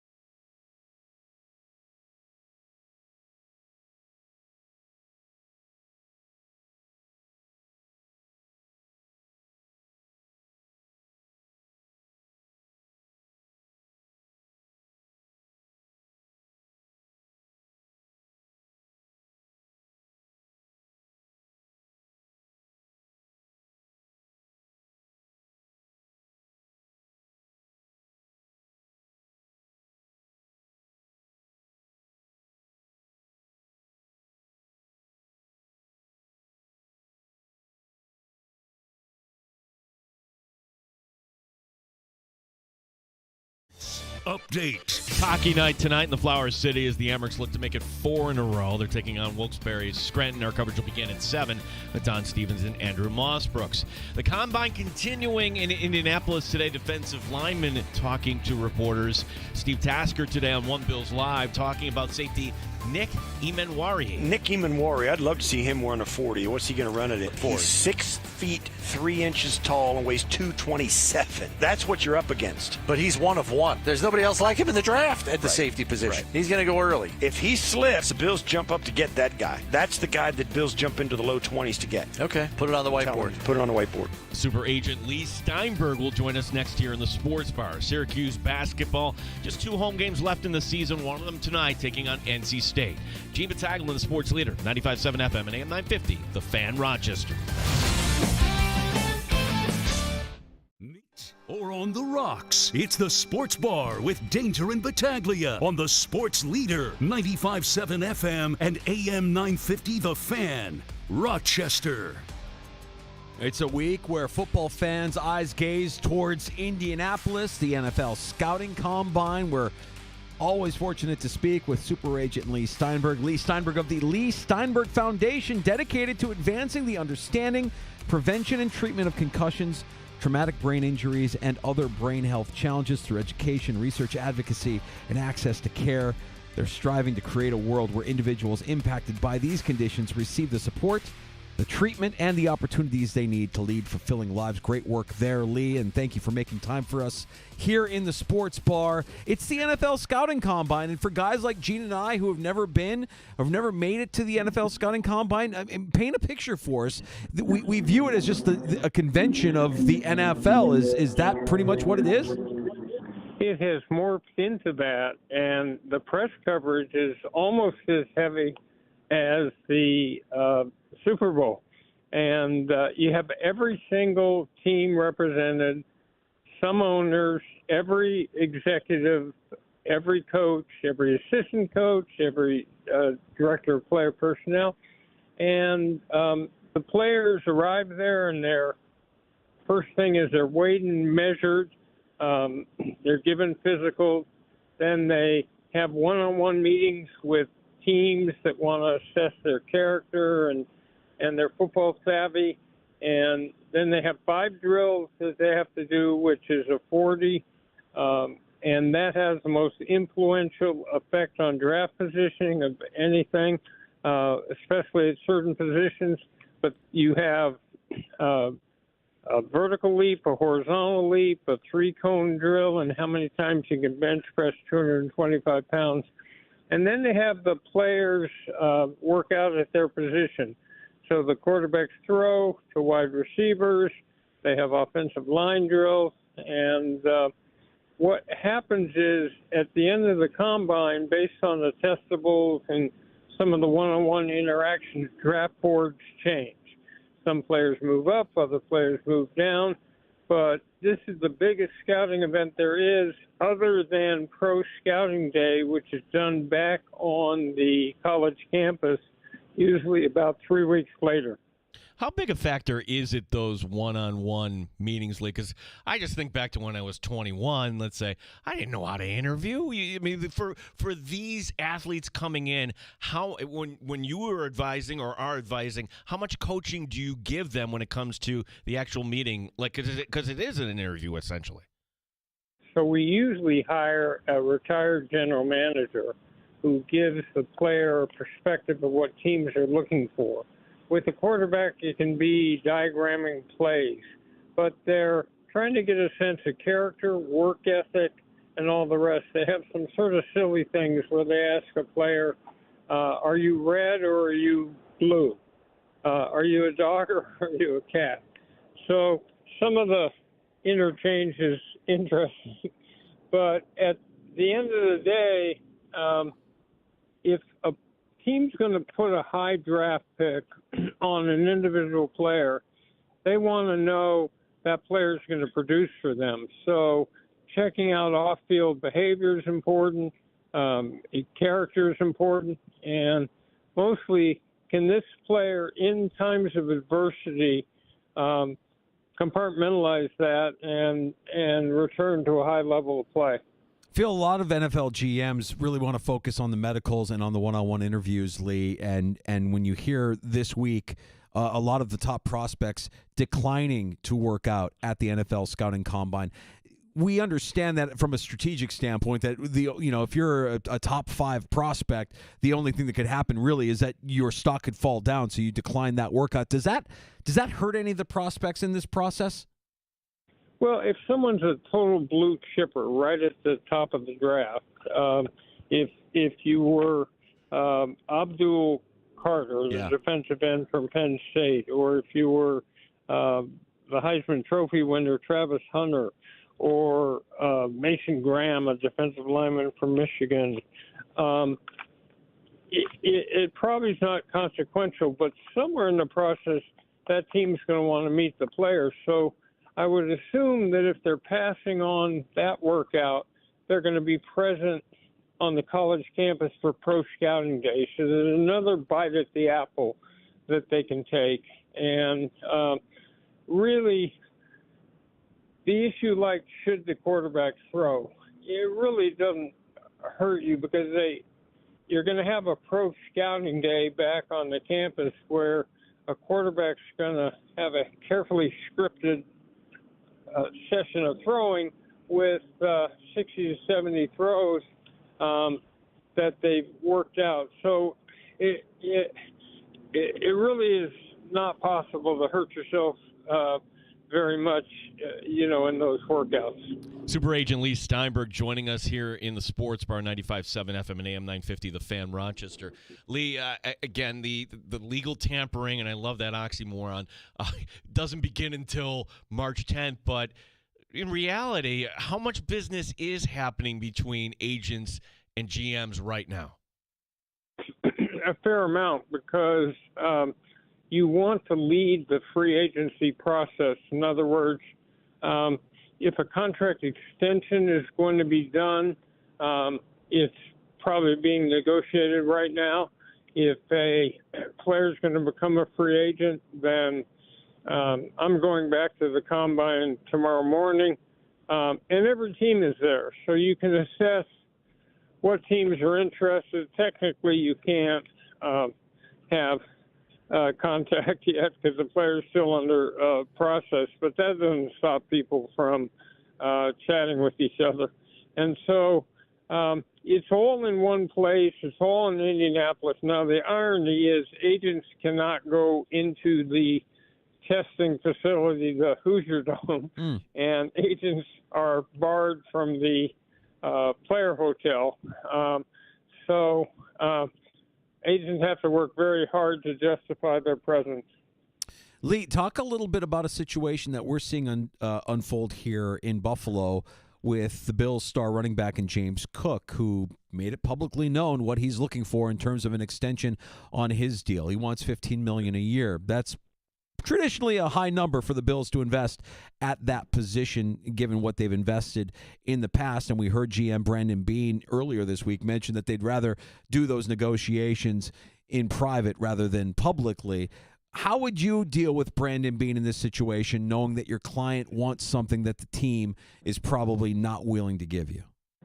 It would be my burden in that situation to try to show that when you've got the Saquon Barkleys of the world, and I saw what Cook did in the playoff game, he was very, very productive against Kansas City. You have to make the argument as to what percentage this running back makes up of the total offense. And if you can argue that between receiving and rushing, he ought to be paid, he's as valuable as a quarterback, which is a tough argument. But if you can make that, maybe you don't get to the quarterback but something else. But as to the best way to negotiate a contract, it is never to be public. Because once the player is public, it puts management up against the wall and makes it more difficult. The more effective way is to deal privately, have those discussions. It's possible to take any position and make any argument you want, but it's not done under a microscope or a magnifying glass in terms of the public. So I'd prefer not to push a team publicly in every extension. So this situation did get public, and it seems pretty clear the Bills they want James Cook back, but they have a number in mind. But James Cook, on the other hand, I'm sure his representation, they don't want to, be embarrassed. They want to save face. Lee, how would you go about, just in general, negotiating something where, okay, maybe we have to take a little less here? Are you asking for incentives? How would you try to bridge the gap here, so to speak? The problem with incentives is that they have a classification of likely and non-likely to be earned, and they end up maybe at best lasting for just 1 year of the contract, because once you've achieved the incentive, it just, if you have it in your next contract, it just gets added to the base salary. You want the atmosphere to be as cool and positive as possible. And at the end of the day, the public can't pay the player. The only person who can pay the player is the owner. And so you're best off to put together the biggest packet you can do, which is an objective way of looking at that player, his achievements, where he ranks in terms of the league, where he is statistically, and then make arguments that compare him to other similarly situated running backs, and to try to take advantage of that. If anything, this last year made pretty clear that without an effective running game, the quarterback is in dire emergency all the time. So, but you need to objectively put together a set of statistics and a way of looking at it that's compelling. Super Agent Lee Steinberg, our guest here in the Sports Bar, Danger and Battaglia, talking all things NFL scouting combine, NFL free agency. And we have another situation developing in Los Angeles with the Rams and their quarterback, Matthew Stafford, Lee. So when a team grants a player permission to go out and test the market and see what other teams value him at, and you hear stories like Tom Brady is taking Matthew Stafford skiing at his ranch in Montana, that's not considered tampering. It's just a player out there looking to see what he can actually make if he were to be released by that team, or maybe does he go back to the team saying, this is what I'm valued at, can you get me to that number? Well, I think that one did go a little bit public in that, not directly from the player, but it's been in the press here that he was looking for $50 million. It depends how it's structured. The best way to avoid a cap hit is to do an extension, give a big signing bonus that is amortized. In other words, you take the length of the contract and divide it into the signing bonus. That gives you your first figure, and then you drop the salaries down.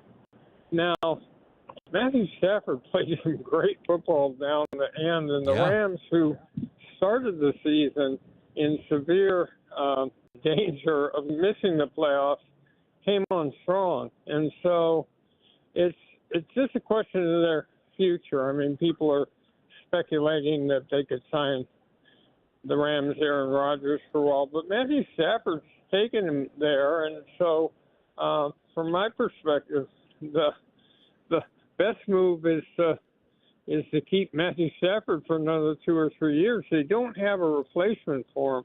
It's not like there's, the equivalent of a Jordan Love behind Aaron Rodgers or Mahomes behind Alex Smith. They have no replacement, and this is always the dilemma. The most critical position in pro football now has become the franchise quarterback. And if a team doesn't have one, then it can be a long time until they solve that problem. Even if they were in position to draft, and this year there's really only 2 quarterbacks that are considered first-rounders, unlike last year. The supply is just not there, and then you have to develop the quarterback. So you can see with someone like Caleb Williams how that first year can have plenty of misadventure. So if not Matthew Stafford, then who? Who takes that place? And now Aaron Rodgers can still play, and whatever he's lost physically, he's made up in brain power and experience. But I think they're trying to manage their cap, but remember they're also letting Cooper Kupp go. He's been an integral part of their offense and really hyper-productive. Well, I'd be remiss if I didn't ask you for this other story that kind of broke this afternoon. The NFLPA releasing its annual team report cards. This is a bunch of categories that players grade their teams on, everything from travel to the food to the to the staff. The Dolphins being the best, Arizona getting the worst rating. How much of a factor do you think is that when it comes to free agency? It's big because you sit a player down and you ask him what his goals are, and it might be short-term economic gain or long-term economic security, but it might also be geographical location. Or is the team a winner? What's the quality of their coaching? What's the stability in their ownership? What kind of system do they play? And what their facilities are like. So all those factors come into play when someone's evaluating free agency. And the problem is when a player comes in, years and years ago, Bo Jackson was potentially the first pick in the draft. And Tampa had him down, and the player said, well, don't come here. This is really a terrible place. And he, made a turn towards baseball. So you have to be careful. So players talk, and players and organizations that treasure them and treat them well, that's where you'd rather be. Yeah, and Lee, you just triggered something else with that Bo Jackson story. We haven't seen this happen in some time, but it sure feels as if Shedeur Sanders were to go to one of those early first-round teams, that maybe Dion would do what Archie Manning did years ago with Eli Manning and just say, yeah, no, we're not going there. Do you think that still has a possibility of happening in today's NFL? The time to talk that out, because remember, I don't think that the draft is some sacred system. It wasn't handed down by God to Moses on Mount Sinai. It's not part of the Magna Carta or the Constitution. It's a control system. And what it does is it takes away from a player the right to do what every other college grad can do, which is to choose. But that all has to be done quietly behind the scenes. And there's so many discussions that take place between a franchise interested in a quarterback and his agent before the draft and the player, that all should be vetted out well before it ever happens. So let's say in your hypothetical, the father thinks there are two teams that would be deadly and toxic. You can express that to those two teams, but don't do it publicly. Lee, kind of jealous that we didn't get to go down to New Orleans. Maybe the Bills make it next year, and maybe we will get to meet you face to face some year on Radio Row. But you did have the gala for the Lee Steinberg Foundation. How was New Orleans, and how did that gala go? New Orleans was wonderful. We announced the foundation, which you can go to LeeSteinbergFoundation.org. We had a 2-hour brain health summit to bring understanding and awareness to how to prevent concussion and how to treat concussion. We moved the family into the first home that they'll ever own with the National Urban League. And we gave humanitarian awards to Gail Benson of the Saints and to Sean Payton of Denver and the player Nate Wiggins from Baltimore. And so it was, 3,000 of my closest friends.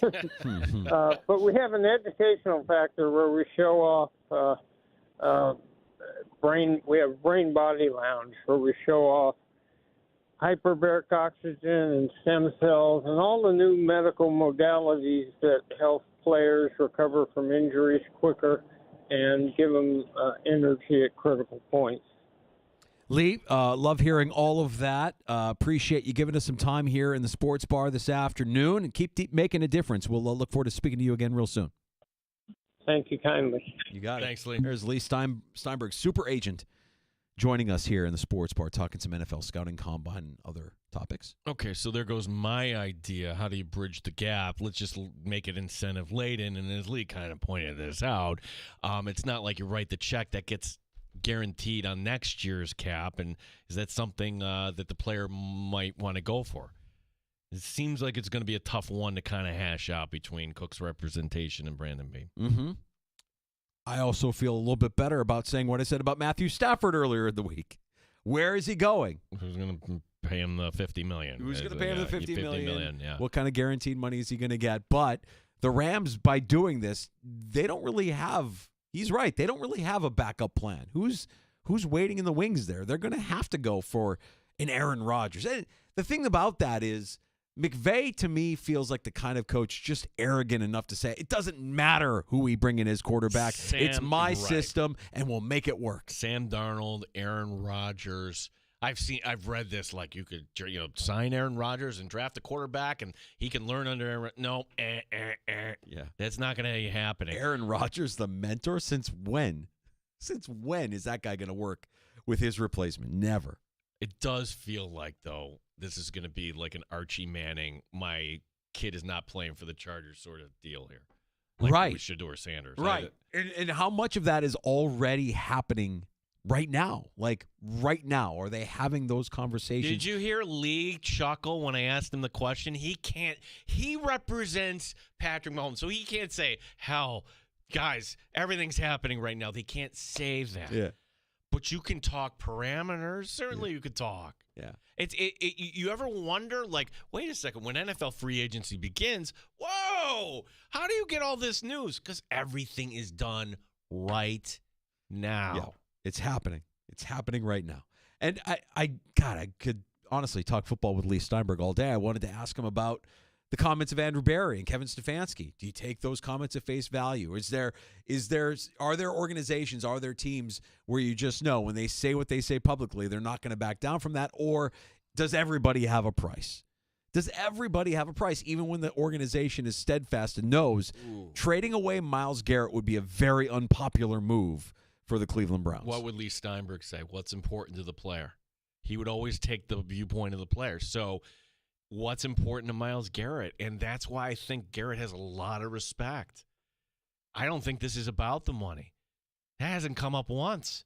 If the Browns said, hey, here's your extension here, we're going to tack out 3 years. It's about the money. It's always about the money. No, he's going to get the money from whether it's the Browns or somewhere else. Yeah. He's smart enough to understand that. He's going to get the money. He's got to get the money. I mean, the Browns or the team trading for him would be smart to give him the money now before the market gets reset when Micah Parsons gets paid by the Cowboys. No, you don't understand. Micah Parsons, that's going to be the 11th hour next year. Like that's like you can wait. No. Jerry Jones doesn't think like different businessmen who are forward thinking. Like, hey, let me be ahead of this. No, not so much. Huh? No, not at all. That was a lot of fun. Always love catching up with Lee Steinberg, man. It's crazy to think about the wealth of knowledge that guy has in dealing with players in the NFL, executives in the NFL organizations, owners.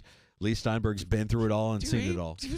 Not only was he in Jerry Maguire, he is Jerry Maguire. The inspiration. He was the inspiration for Jerry Maguire. Yeah, and if you're a youngin' and you're listening to the show, you don't know what Jerry Maguire is. If you're a sports fan, do yourself a favor. I know it might be viewed as a romantic comedy or a romance movie. Rom-com. Yeah, it's a good movie. If you're a sports fan, there's enough there. There's enough character in There's enough there where if you're a sports fan, you can dig on some Jerry Maguire. It's a good film.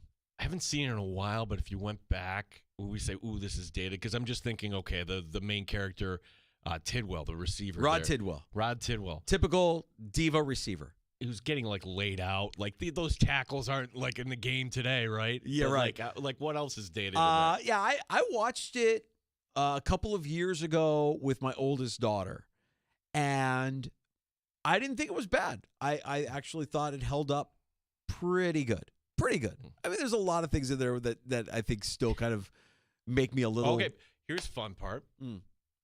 We have not only one, because Lee Steinberger's that. What other cast member of that movie has been in the sports bar? Who else in Jerry Maguire other than Lee Steinberg has been on our show? Was Corbin Burnson in that movie? I'm thinking of actors that we've talked to. No. Once it hits you, it's going to hit you. Anybody that wants to former player, Michael Irvin. Oh my, was Irvin in that? I don't know. We'd have to look that one up. Not where you were going though. Nope. I'm missing somebody. You are missing somebody. I'm not going to give it to you, bud. I'm not letting you off the hook there. All right, let me marinate. See if somebody else can come up with that. Like who was, and this wasn't a cameo. Maybe that's the hint there. It wasn't a cameo. No. Main character energy. Main character was in the sports bar. I mean, we didn't talk to Cruz last time I checked. No, and Renee Zellweger's not taking my calls. So, all right, let's take a break. Okay. We'll come back. I got to think about this. Happy hour is next. We have time for your calls. You can join us at 866-4FAN, 866-4326. We'll go over the NFLPA's team report cards and how the Buffalo Bills fared. We'll give you the latest news out of Indianapolis as well as the NFL Scouting Combine continues. That's all on the way here in the Sports Bar. You're listening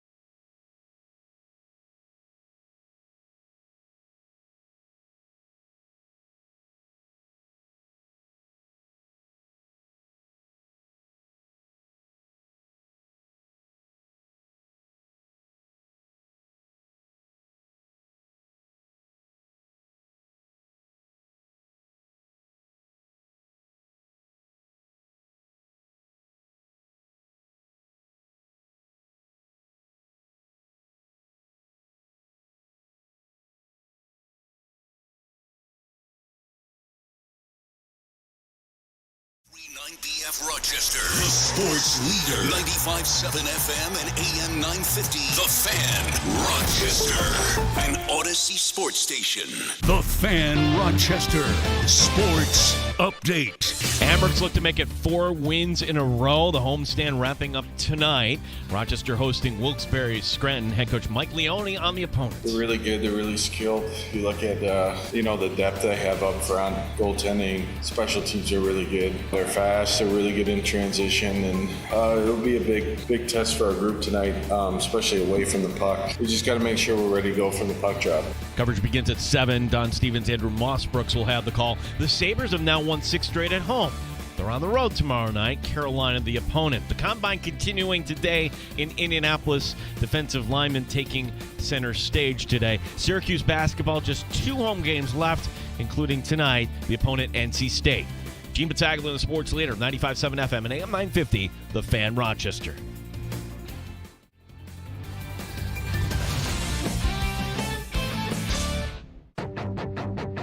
The Sports Bar with Danger and Battaglia. The combine starts tomorrow. We're talking NFL draft and all the rumors circulating around Indy is my favorite pre-draft time of year. I would be all in on this defensive tackle class, and if I'm Brandon Beane, I'm not coming out of this draft without 2 of them, maybe 3. Mike Danger. While Shakir earned his extension, this extension doesn't mean that the Bills should be set at wide receiver. He's a complementary piece. Buffalo still needs a legit wide receiver. One, I know Shakir is efficient, but I don't think he's a game changer yet. The Bills need a true number 1. Gene Battaglia. You're managing this the wrong way because I'm telling you, the Buffalo Bills are not going to pay James Cook $15 million per year. End of story. I love James.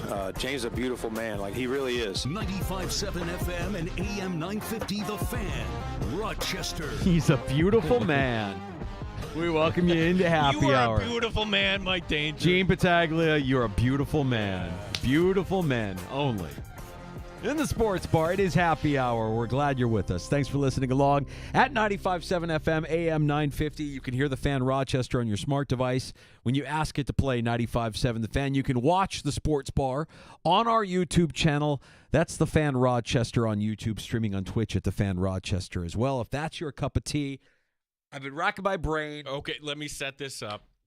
So we had the privilege just to talk to Lee Steinberg, a guy who has forgotten more about sports business than we'll ever learn, just to kind of pick his brain, and he's kind of taken a liking to our show, and we love having that relationship. And we just kind of brought up the fact that, hey, he was actually in the movie Jerry Maguire. He was actually the inspiration for Jerry Maguire. And then it dawned on me, like, wait a second. Lee is the second cast member from that movie. Now, we did take a call. Linda called through. She got it. I'm not going to tell you yet. Did you go to social media, Danger? No. Okay. So we did have a couple write-ins. This from Bob and this from Brendan. Drew Bledsoe. Drew Bledsoe hasn't been on our show. We didn't have Bledsoe on with us. No. When he was talking about his wine or something like that? We've never had Bledsoe. We've never had Bledsoe. Oh. He's never done that. I mean, we've had Kelly, we've had Thurman, we've had Reed, we've had... Well, this is where my mind was going. Yeah. I was going through all of these former Buffalo Bills that were relevant in the mid-'90s when Jerry Maguire came out. I'm going to give you something else because in the end sequence, remember, it's Monday Night Football. Monday Night Football, you have the Cardinals playing the Cowboys. And, well, no, we've never had Al Michaels on the show. Dan Dierdorf is no longer with us. Man, and I'm pissed at myself because this is a movie that I've watched probably no less than a dozen times. I'm going to have to get you fish oil or Prevagen or something like that. 50 is hitting me hard, pal. 50 is hitting me in a bad way. Dude, I am ahead of the curve on you with that. So that is not an excuse. I'm not going to give it to you, Danger. I mean, you know how I might kind of give it to you? If I knew how to navigate around that board. What do you want? What are you looking for? I'm looking for a piece of audio. It was one of the best pieces of audio ever all time in the sports bar. Was it a Take of the Year nominee? It's before Take of the Year. I mean, I mentioned Irvin. Irvin gave us a really good piece of audio when we had Irvin on with us. I don't, from what I see I don't think here, Irvin was in it. we've I never know Aikman was in it. Aikman was in it. We haven't had it. Mike Tirico was in that. Uh-huh. Kajana Carter, because he was big back then, was in it. Warren Moon, Kerry Collins have not had on. We didn't have Bo Bridges on. I know he was Cush's dad in the movie. Yes, that is correct. We haven't had Glenn Frey. I forgot about this. Oh, yeah. So the Eagles lead singer. Now, this was the fun part. They took guys that weren't actors. Glenn Frey was the GM of the Cardinals. And I didn't know this. Jerry Cantrell, the lead singer, Alice in Chains. Guitarist of Alice in Chains. Guitarist, Yeah. I'm sorry. He was the guy in the copy mart at the beginning. Yeah. Long hair. He hands over the manifesto. Man. Yeah, That's how you do it, man. Put your balls out there. That was great. Now that I've taken this trip down memory lane. What happens after Jerry goes to? Oh, I know. Yes. Stupid. So stupid. We can find the audio and play it. Completely forgot. I don't know that I have it. Hold on. Do I have the audio on hand? How can we not have this audio? Hang on. Let me see if I have this audio.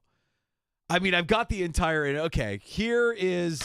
I know Here's the answer. answer. The answer is Tony Bennett in Gray studio. skies are gonna clear up, okay. Coach, Box somebody out. I doing everybody. Tony Bennett, okay. Tony Bennett, coach, Virginia Cavaliers coach, in studio with us. Coach, how you rebounding from last year and the disappointing loss? Last year we lost to a 16th seed. Well, I don't know who we lost to last year, but I know they were a fine group of young men with a lot of whites. Hey ho, way to go. I swear to God, if you don't hit your free throws, you're going to take a trip on a train. You'll be out of here. Okay. So stupid. How did I forget Jay Moore? Jay Moore. How did I forget Jay Moore? Jay Moore is that movie. Bob Sugar. That is his signature role in that. Yeah, he was great. Linda was first to point that out. Yeah. Linda Webster. Damn, I forgot about Jay Moore. And I forgot that, I mean, in our history, having Jay Moore in here impersonating Tony Bennett and talking sports with Jay Moore, who had his own sports talk show for a period of time, right? Yeah. And now is married to Jeannie Buss. Yeah. His Tony Bennett impersonation. It just killed me. Absolutely floored me. You set him up perfectly. And you know what? He was so cool to us. Yeah. Yeah, he was. And I know he was having a rough day that day when he was in Rochester. And admittedly, I think he'd be the first to admit that was probably a pretty rough stretch of his life. Probably the last thing he wanted to do was, oh my gosh, I got to go over to this D-Liz radio show, Danger Battaglia. What am I doing over here? You know what? It all worked out. And, yeah. All right, so we've got at least two people from the movie Jerry Maguire that we've talked to in the sports bar. One last word on Jerry Maguire, because I was researching, okay, is there anybody else?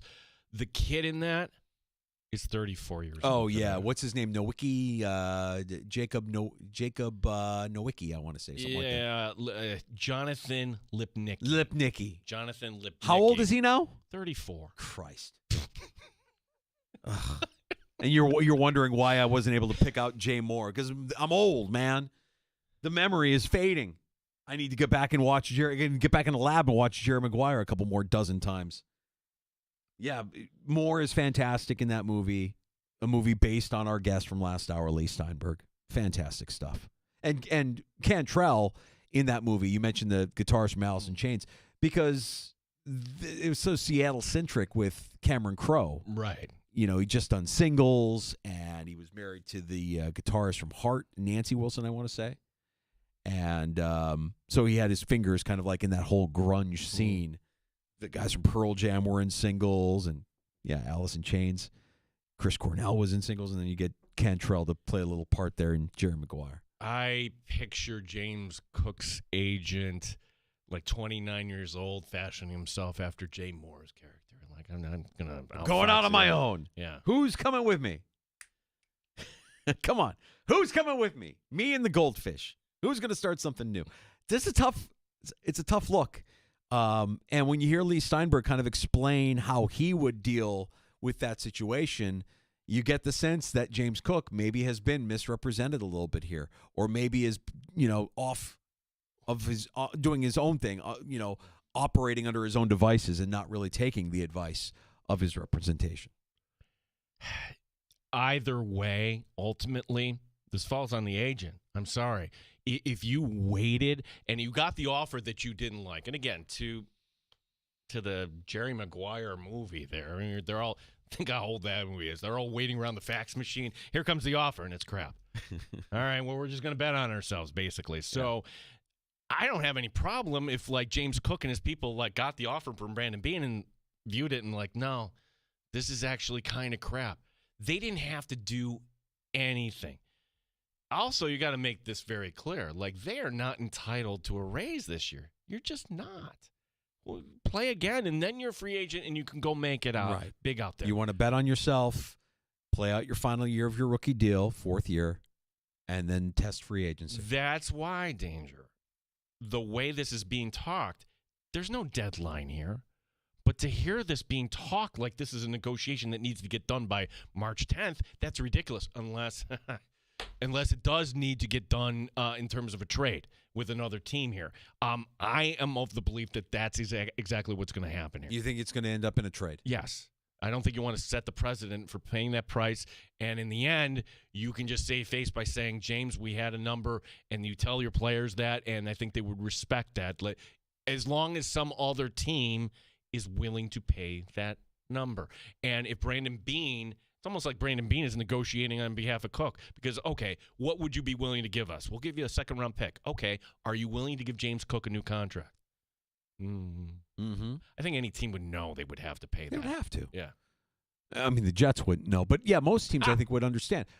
I could see this playing out where Cook doesn't sign an extension, even if the Bills have offered him one.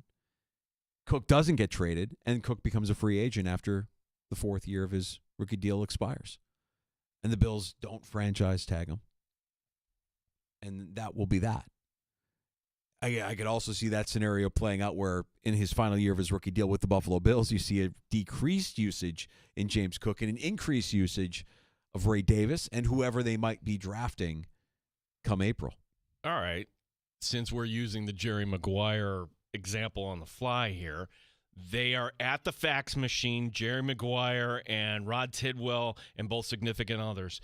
And Rod Tidwell, I'm not playing on this. And then what does Maguire have to point out right then and there? You're under contract. Nope.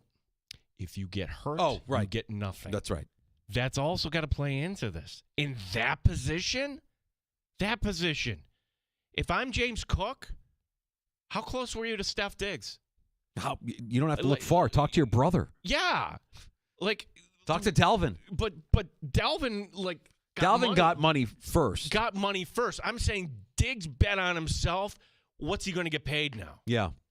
That's interesting. You're right. He could bet on himself. He could get injured and could get nothing in free agency after that rookie deal expires, in which case the Bills come out ahead. You're not over-investing in a position that you don't really value, and you're unfortunately letting now a player go in free agency who has an injury on his resume. 866-4FAN, 866-4326. The show is better when you contribute. Give us a call. Brad in Rochester. What's up, Brad?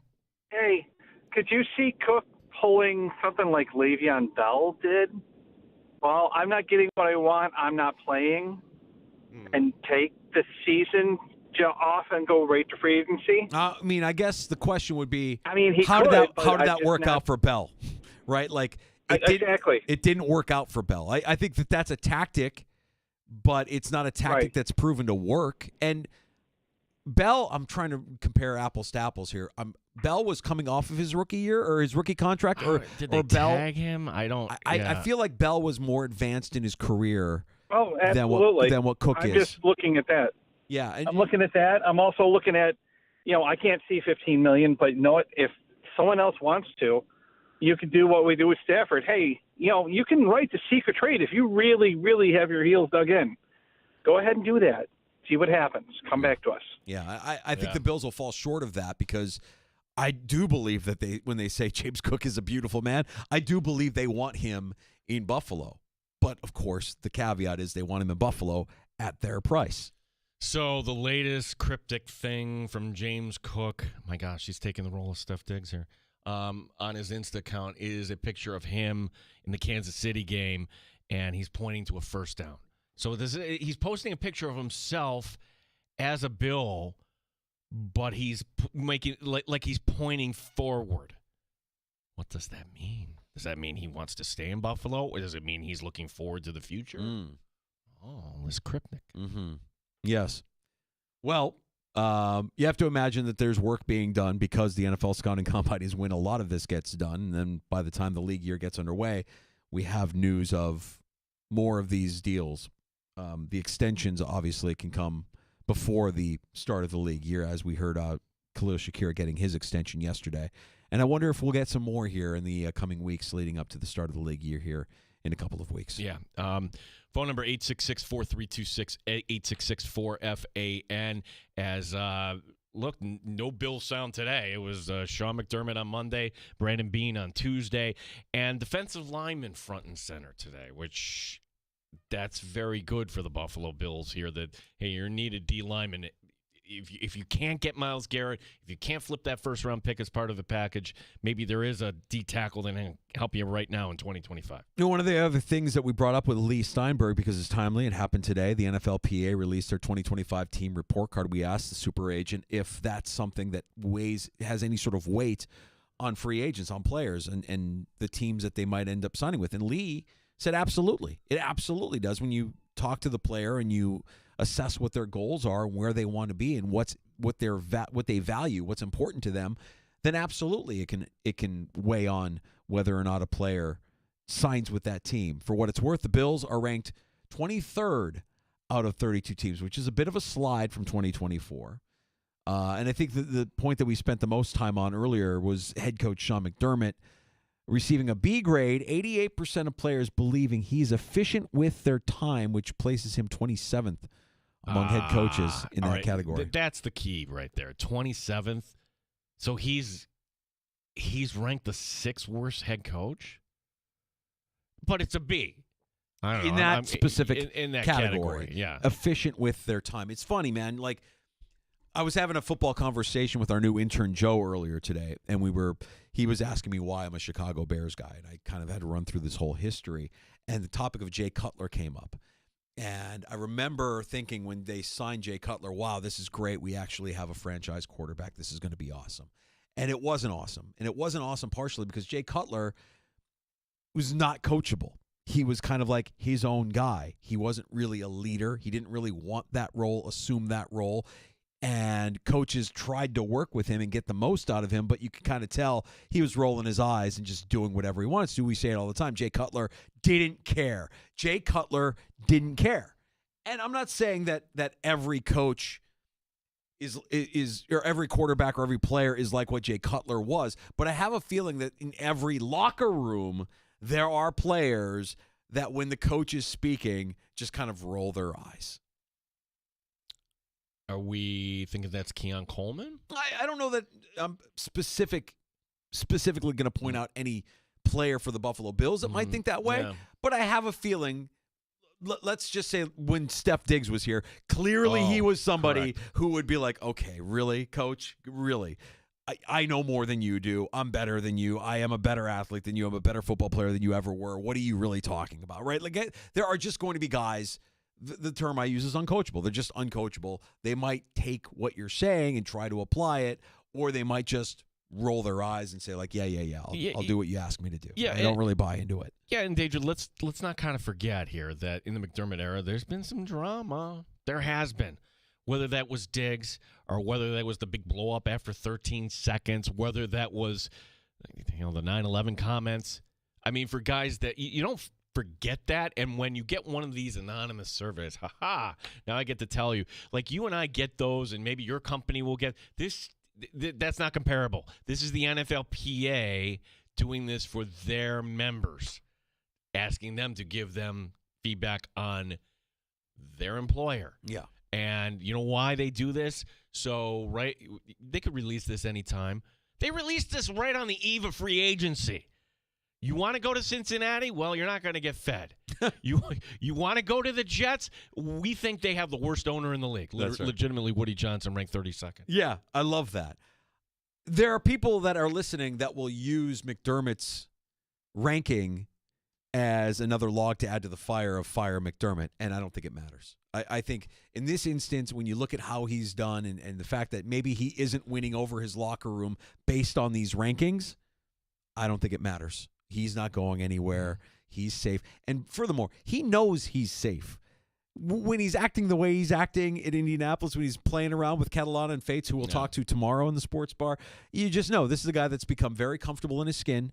He knows that he's in a leadership position within an organization that has had a lot of success, and he's got a lot of wins under his belt. He hasn't won the big one, but he's created stability and culture in an organization that had zero of it before he got there. The owner must love him, and he's not going anywhere, even if he finishes in the bottom third of this ranking of the NFLPA's report cards. So I could say if you're a McDermott hater, you have this, you have this to add to your fire. I don't think it matters. I do not think it matters. But it's noteworthy that there might be some players in that locker room that are just viewing his words as a waste of time.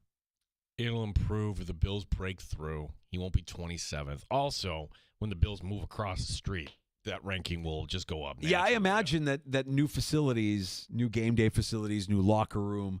I mean, the Bills did rank high in training facilities, and the training facilities are still relatively new. I need to learn more. Maybe we bring on Dan Fates tomorrow. Like, that's the story here. The Bills ranked dead last in travel. Yeah. An F-. Yeah. Like, it's one thing to have an F, but to get F-. Like, you failed, but you were really bad at it. F-.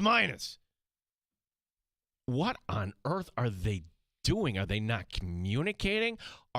Could it just be as simple as, hey, the charter leaves from Buffalo, but we have to take the team bus back to the facility rather than letting you drive to the airport by yourself? I don't know. What is it that is at the Buffalo airport specifically? Could be. Like it's not the Buffalo airport. I put just like a few notches above what we have here in Rochester in terms of its size and its usability, but it's not like a hub for sure. It could also be this too. And again, I'm just spitballing here, but and for anybody else that covers the Buffalo Bills, you know this. Okay, so they give you a 20-minute cooling off period, right? And players then, some don't want to talk to Nia. They come out and they're leaving right away. They shower, they leave. You know what doesn't happen when you wait 45 minutes after the game? The traffic doesn't go away. So I'm wondering if that's also part of it too, like travel to and from the stadium. The fact that where that stadium is located, if you want to get there and drive home with no traffic, you're going to have to be waiting a significant. I'm just wondering if that's not going to improve, by the way, with the new stadium, right? The traffic is still going to be a nightmare. No, well, from the standpoint, there's going to be less people there. No, right. 10,000 less. Maybe. Yeah, I don't know, man. I think from an infrastructure standpoint, the way pregame has gone in Orchard Park, it feels like traffic is always going to be an issue around game day. Mm-hmm. So yeah, that might be part of it. That certainly might be part of if you're a player and you want to get out of there and you end up getting stuck in traffic while you're driving out in your own car. But it's not a zero, but it is for the players. It is worthy. It is worthy of note that they released this, and they released it at a time when everybody can be talking about it, and they're all together there in Indianapolis. Yeah, and then when agents are sitting down, okay, you have offer A, B, and C. Okay, the taxes here are going to be different in A, B, and C. Oh, Miami wants me? Sign me up. I don't care if they're a loser. Sign me up. Miami's great. That's surprising that they got the best mark. Yeah. Huh. Yeah. Well, I guess it's not surprising knowing that, okay, you get to live in Miami, I suppose. But you got Coach McVape. Yeah. He's a player's coach, kind of laid back, low key. You're in Miami, sunny every day, on the beach. Yeah. Let's get to a round of shots next, Gino. Yeah, let's stick with the Bills here because if you haven't gotten it already, wait till you see I'm not talking about the new stadium. I'm talking about the final year at Highmark. Ah.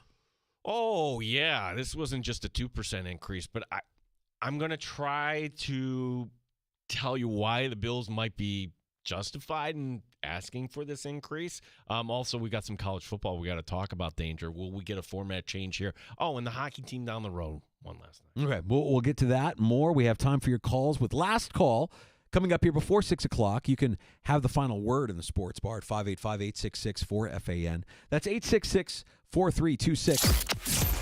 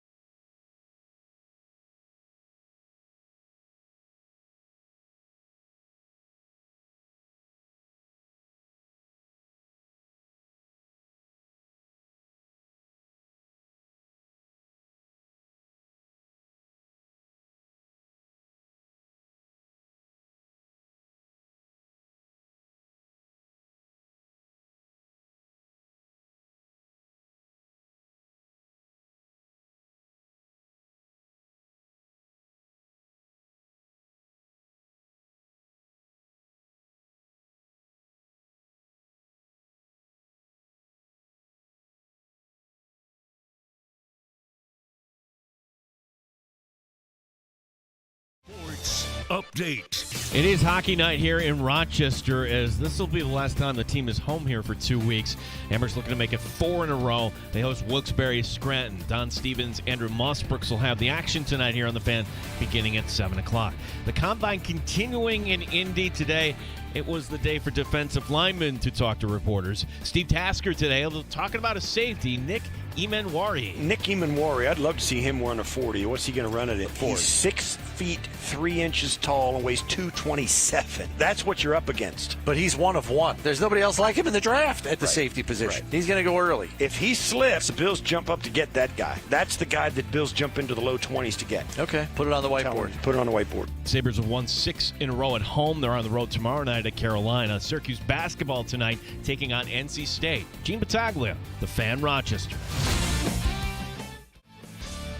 Rochester's home for live sports and the best sports talk anywhere. The Sports Leader, 95.7 FM and AM 950. The Fan, Rochester. We welcome you back into the sports bar. It's Danger and Battaglia, as we do during happy hour, a round of shots. Okay, breaking news here in the sports bar. I knew this was on the horizon. You did too. I didn't think it was just going to happen this quick. Breaking news. Ow! Ow! It really hit me. I didn't know it was coming back that far. Mike Garofalo of NFL Media reporting that Hawkeye virtual measurement for line to gain is slated to replace the chains as the primary measurement system for the regular season in 2025. The chain gang will remain on the sidelines as a backup. He points out that the average time to measure with the chain is 75 seconds. Virtual measurements in the testing phase, 30 seconds. When did they test it? Well, they've probably been doing it all along. So, like, we're not talking about the official spot. The official's still going to spot the ball where they spot the ball, but the idea that we got to bring out the change. Let's think of it this way. Buffalo Bills, it's 3rd and 1.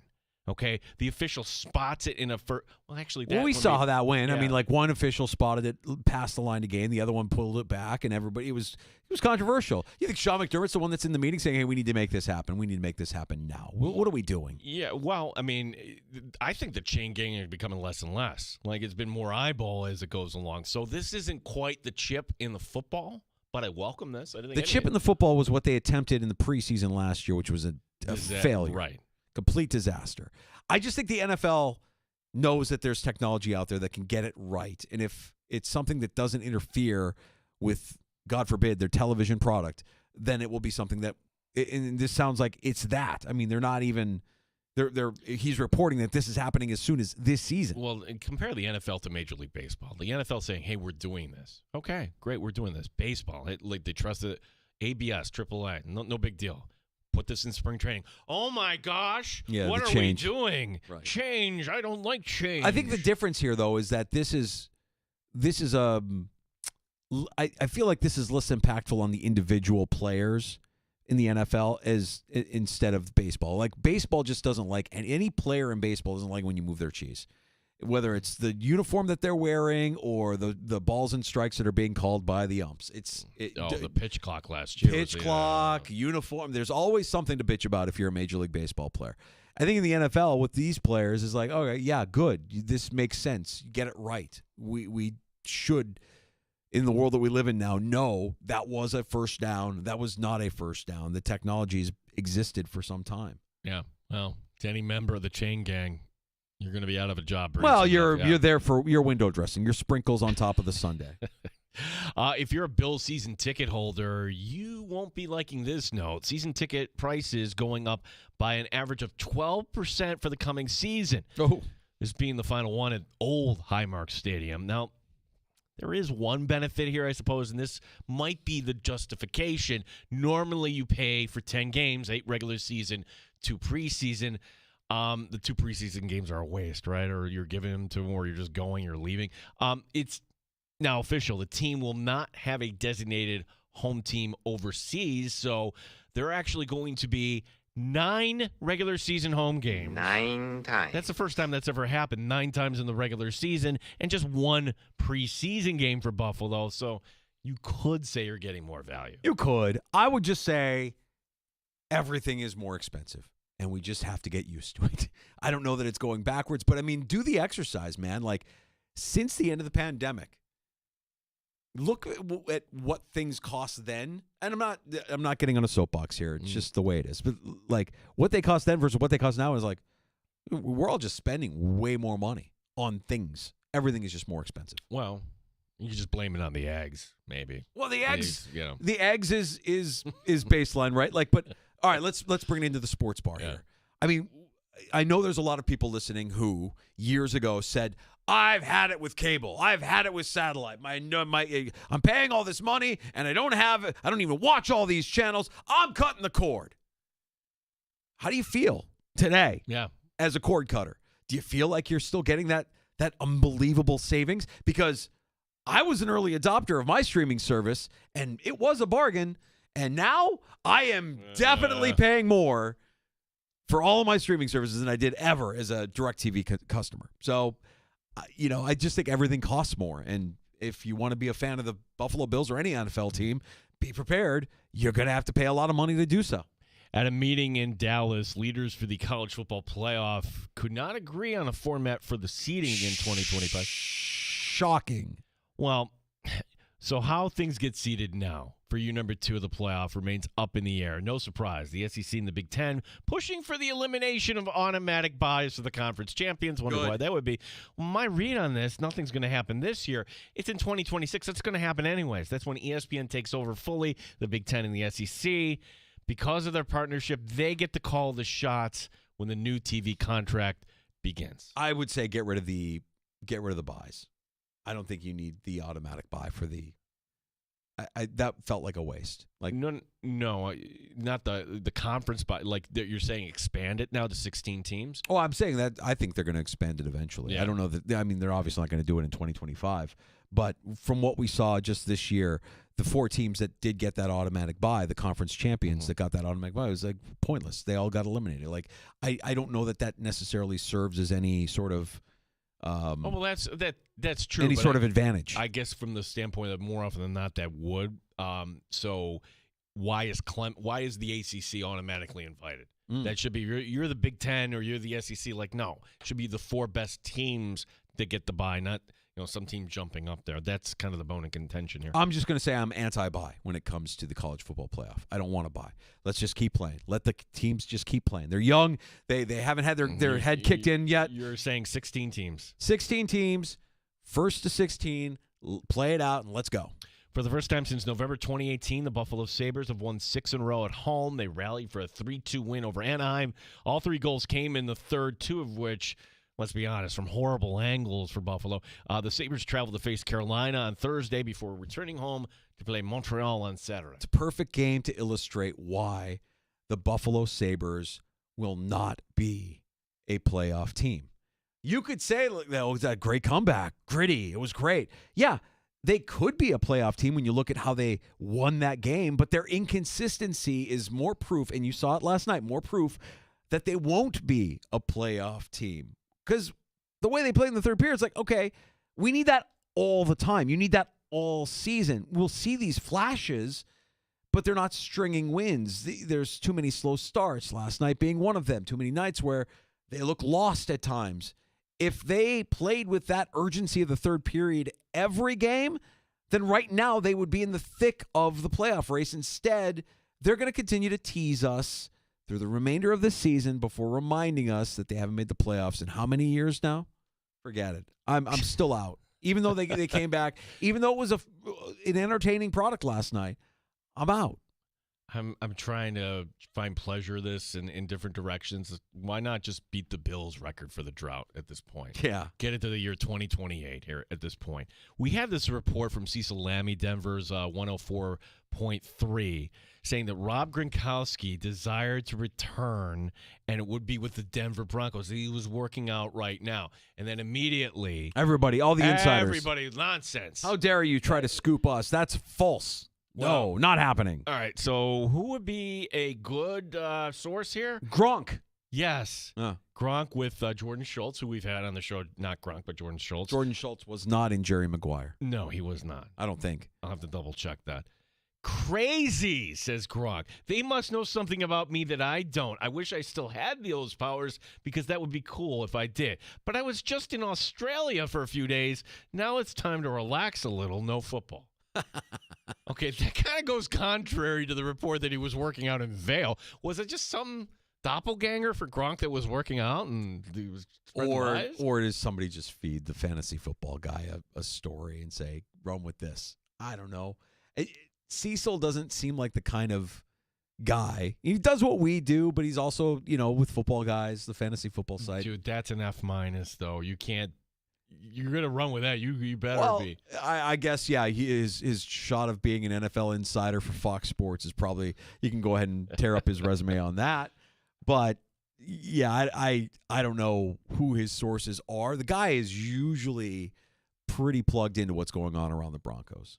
No one cares when you're right, Mike Danger. That's we right. only care when you're wrong. That's right. Tell me how wrong I am and how wrong I'm going to be. Alex Ovechkin, only 12 goals away from breaking Wayne Gretzky's all-time record. Yeah. Ovi got to 30 goals last night. Not bad for being 39. And he's only played in 42 games this season. At this pace, he's going to break the record in early April. Yeah, the hat trick earlier, and maybe part of this was just me trying to will this not to happen because it felt to me like that's a sacred record, and I don't want to see Ovi. I like Ovi. We've all kind of like come around on Ovi, late in his career. We just kind of forget what a jackass this guy was when he came into the league and how he was kind of like the villain in the NHL. He's going to break the record, and I'm not going to be happy about it. He won a cup. Yeah, and everybody loved him when he won the cup. Everybody loved his. I think one thing we didn't expect was Washington was down and out last year. They're the best team in the East. Yeah. Who saw that coming? Yeah. Oh, just all right. Sabres still 3 points, 2 points now actually behind Pittsburgh. Okay. In that. Yeah, he's going to break the record. I'm not going to be happy about it. I'll always be Team Gretzky just because of the memories of growing up watching that guy play, the way he played, just an epic hockey player. And I don't put Ovechkin in the same category, even though he's going to break that record. This just in, Bryce Harper was hit by a pitch in his right arm. But they go ahead and take a few weeks off. Yeah. We'll need you for opening day. Honestly, you're going to be good, yeah. Yeah, that's spring training in Major League Baseball. That's the preseason in the NFL. Just, be ready to go opening day, pal. Let's take a break and come back with last call, 866-4326. If you want to have the final word in the sports bar, 585-866-4FAN.